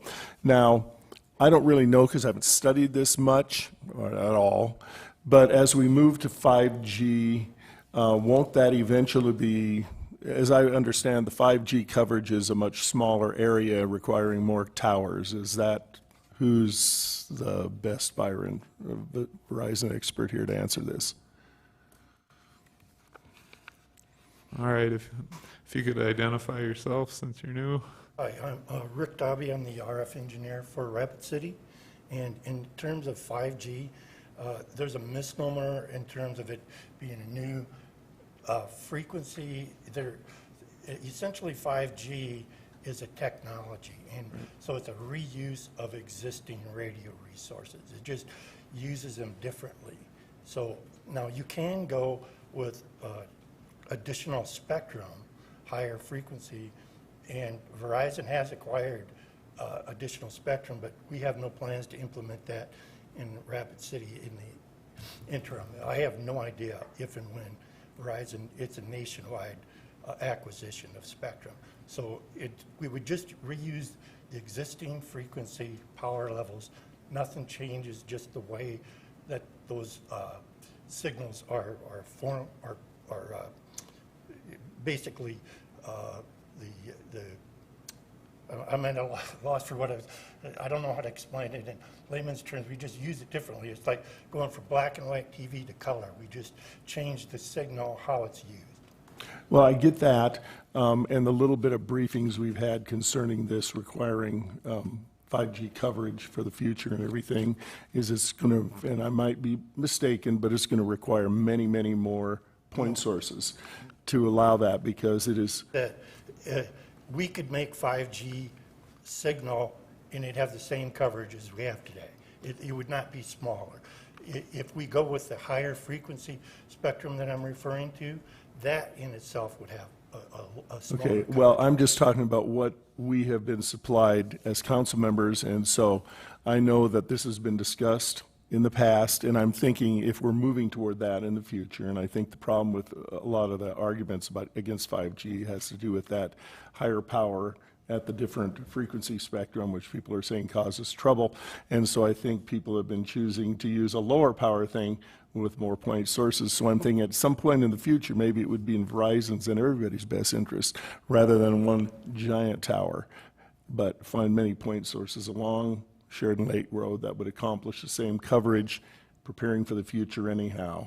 To me, that would just seem good planning. That's the only reason I wanted to ask that question. Thank you. Thank you. Vince? If I could follow up with you, sir? So when we're talking radio frequencies, you have to have, and I asked earlier, but can you explain the line of sight that's necessary? Yeah, at the frequencies we're using, this is basically a line of sight at the frequencies that Verizon uses. So that's why we have to be up high enough in order to cover the larger area. We want to cover like a 1 mile radius. And so we have to be above the trees, et cetera, to get into that. But with all of the hills and other terrain around Rapid, it's very difficult in this particular area to really exceed, a mile coverage. We'd have to put a really tall tower up. But that's what our end goal is to get about a 1 mile coverage from and that's just based on the capacity of that one tower, how many houses that it could serve. So that's what we're trying to minimize it to 1 mile. So it goes up there to Corral Drive and south to where Sheridan Lake takes the bend to the west and up to the hill on Catron going to the east. It doesn't go any farther than that. And what are the probabilities of using relay sites from a lower, from one tower being lower than another to another to another? Well, we don't do that, but we have individual those three little single circles on the map. Right. Those are micro or small cells, but they only cover like a 1.5, 2 block area. So it literally takes tens or dozens and dozens and dozens to cover that 1 square or that 1 mile radius. Thank you, sir. Appreciate that. I did want to let everyone in the audience know, too, that we have received, in addition to your comments, we have received letters and emails that were given to us by staff, and I'm pretty sure we all read these, so we didn't just leave them here on our desktop. So, if I can also clarify with the staff here, and I'm a little confused at this point, we're not asking to change the rules of the mail-outs, but what I wanted to know was, as far as the amount of residents that sent it out, would that have been the original landowners, which could have been sold to or leased to other people in the area? Vicki? So the ones that received the mailings were the property owners as of the day that the application came in and we processed this application. We pull a property owners list. probably 2 weeks after that application is in, just to ensure that if anything's sold in that 2-week period, that the current owner would be the one that would get it. Thank you. I'm done. Rachel? This one, huh? I'd like to make a motion to continue this I think it's 2 meetings from now, July 8th, I believe, to allow time for re-notification. If I understand correctly, we do need to do that. And then also to gather more information, because I would like to see, before I really make a decision on this, I'd like to see more of a map similar to what the applicant supplied with the pins, to see where are locations that the zoning would potentially support this, if the landowners would also be okay with it, because that's the other side to it. Just because the zoning's okay doesn't mean we can just put it there. And then I would also like to get more information from the applicant about other locations on the Loftus property, and how that would look. Maybe some of the neighbors would volunteer to have pictures taken from their backyard, if that's possible. I'd like to see, what that would look at different locations on the Loftus property. All right, Rachel made the motion. I'm looking at my calendar. I think is to continue it to July 8th. Second that. And Mike Quasny seconded that motion. And Rachel gave a nice list of what information she's looking for on that. As far as discussion on the motion, I have a few people up. If there is anything else that the commission would like to hear about as well in the interim before we vote on this, now would be the time. I've got you on there, but Mike's first. On the lightning question that came up, I guess, if this tower is lower in the middle of that field versus up higher close to houses, is there a difference on the effect of lightning? And I guess that's something we should consider. I don't know exactly how the lightning rods work, but I guess I would like to know as we go forward, and if that could be included in the discussion. As Rachel brought up, she brought up several valid points, but I would be concerned with that as well, because we are talking the safety of people. Along that same line, it was mentioned that schools should also, that school was an option. If for any reason that was a safety problem, I would not want that by my child if he was going to school or she was going to school. So a little concern there. So thank you. Vince? Thank you, Mr. Chair. I don't want to repeat Rachel's stipulations on that, but I think it has to be understood that if your input today has been influential, and so when somebody mentioned to that the photos weren't fair.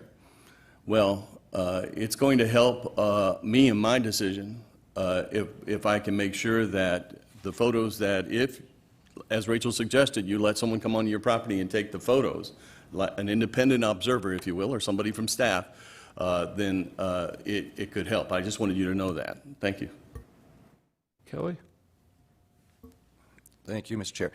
I don't think I saw this in the presentation. Is there a way to, at the next meeting, have an overlay, basically a broadcast range of this tower, how far it's going to reach, overlaid onto the existing neighborhood so we can see the impact as far as service?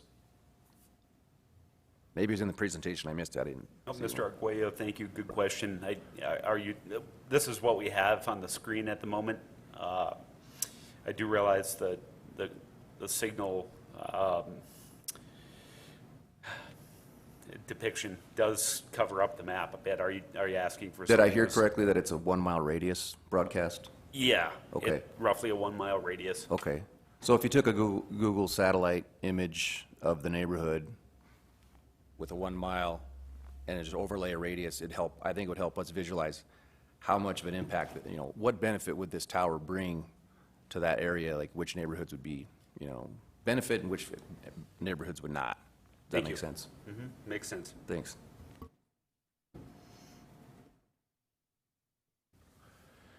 Any other discussion on the motion?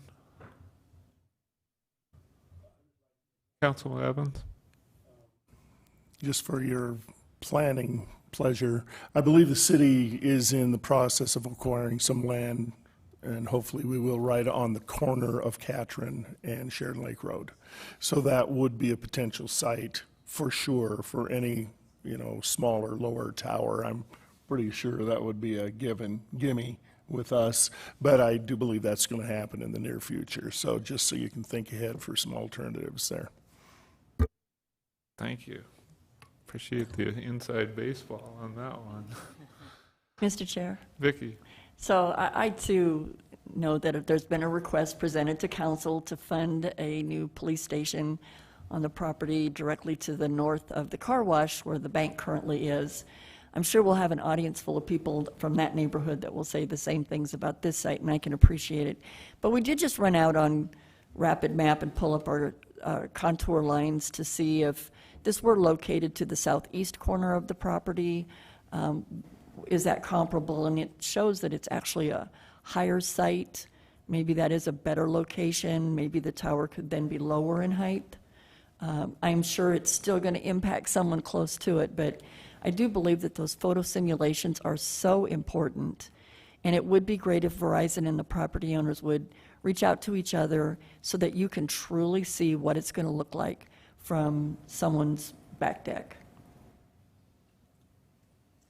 I would agree. Any outreach Verizon is willing to do to the nearby property owners would be very helpful in the interim between now and the next meeting.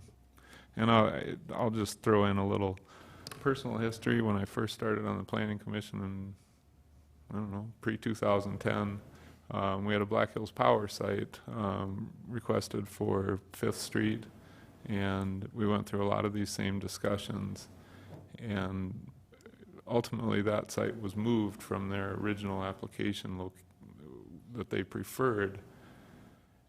These discussions are necessary, and I know that the ideal site in an urban developed area is not always feasible, and I think we all just have to keep that in mind as we look at it.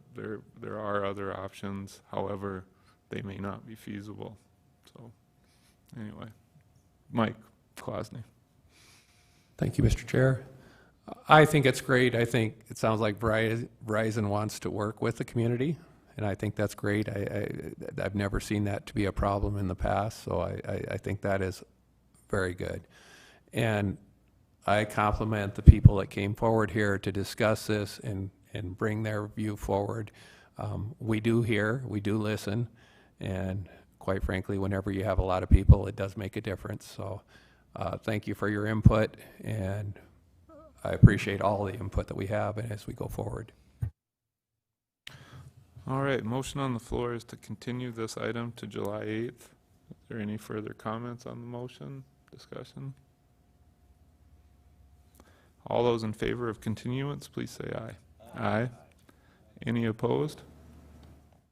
Motion carries. All right, discussion items, staff items today, Vicki? Mr. Chair? Vicki? Before everyone leaves, thanks to the neighborhood for showing up. These only work when we all work together. We're limited in what we review and bring forward based on regulations. You folks do a great job challenging us, making sure we haven't missed anything. But the personal element, it comes from the community, and it's together that we work and find the best solution. So hopefully in a month, we'll have a much better plan. I did want to take the opportunity to introduce you to Carl Bauer. He is our new planner. We brought him on board as a current planner 2 based on his education and experience. He comes from the Twin Cities, has had quite a bit of experience in the writing field. He's taught at a university, We're very, very lucky to get him. This was actually Carl's review, and I didn't think it was fair to have him stand up and make this be his first presentation, so I gave him a get out of jail on this one, but he probably will be making the presentation in a month, so we'll do a scorecard on him at that time. All right, sounds good. Welcome, Carl, and get ready. Anything else today from the Planning Commission? Mike? I would be remiss, I did in no way want to make Vicki feel like I was putting her on the spot on the notification, because they do, the whole office does an amazing job of keeping us informed, and I appreciate all the information we're given. So in no way was I trying to put the office in a point of concern, but just maybe how we go forward. I know developers want to get things done now, but at the same time, we want the community involved as much as we can. So you guys do amazing, and I don't want to send the message that you don't, so. Mr. Chair, we actually appreciate those comments. It's good for the audience to hear it too. You know, I knew that there was one that everyone was talking about. We got a bunch of mailings, and they have to verify every one before they can stick it in the mailbox. And this was the one. So that was great for the neighborhood to hear too, that 349 property owners received notice, because that may not have been something that they were aware of. So that's what we do. We talk and we ask each other questions, and we never take it personally.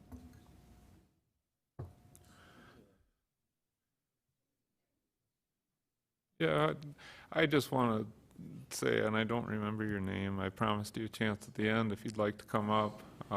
After we went for continuance, it seemed like any comments would need to be made again at the next meeting, but you are welcome to have the microphone. No, she was, I know.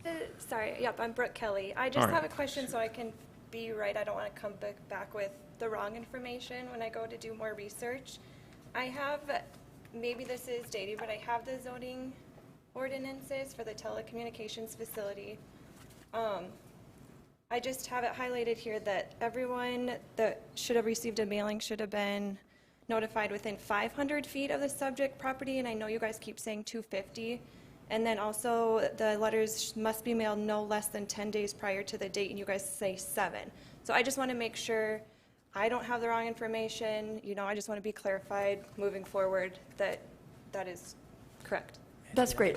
If you don't mind sticking around after the meeting, we can sit down and go through that together. Okay. Okay. Anybody else, Mr. Foley, otherwise? Okay. Eric, again, I'm Mark Abrams, and I have a quick question to the Verizon guy regarding where on that lot it is. Is it possible to bring up that original map again? You said we, and I'm assuming you meant you and Mr. Loftus, have had discussions on where on that lot. I'm making an assumption, and I'll tell you why I made the assumption, is it's the conversation I had with Jeff. I've known Jeff for years. He was my dentist. I was his mortgage guy. I picked up the cell phone and called him when I got the letter last week, and he said, Mark, it's going to be ugly, were his exact words.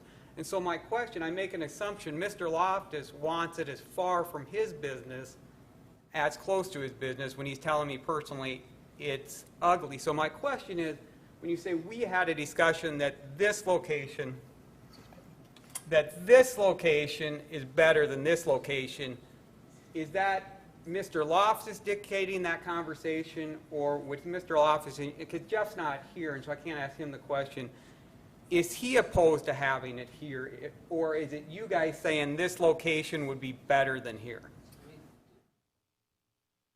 The meeting's closed, right? We've made our motion. I mean, maybe we should take this off record and... So can I ask a personal question? After the meeting to the Verizon guy, how do I get the answer from Verizon when he said we made a decision? Was that him or Jeff? Mr. Abrams, one of the things that we asked for information for the next meeting is options on the Loftus property and a discussion of that. I can assure you that someone up here, as well as probably neighbors again, will be asking that question again. And I would invite you to, after the meeting, talk to the Verizon folks as well. Thank But you. I apologize if I was out of line for that. I just thought we were going to have a chance to also ask questions from the Verizon guy. Thank you. At this point, I'd look for a motion to adjourn. All right. Rachel made the motion to adjourn, and Vince seconded that motion. All those in favor, please say aye. Aye. Opposed? Nobody's opposed?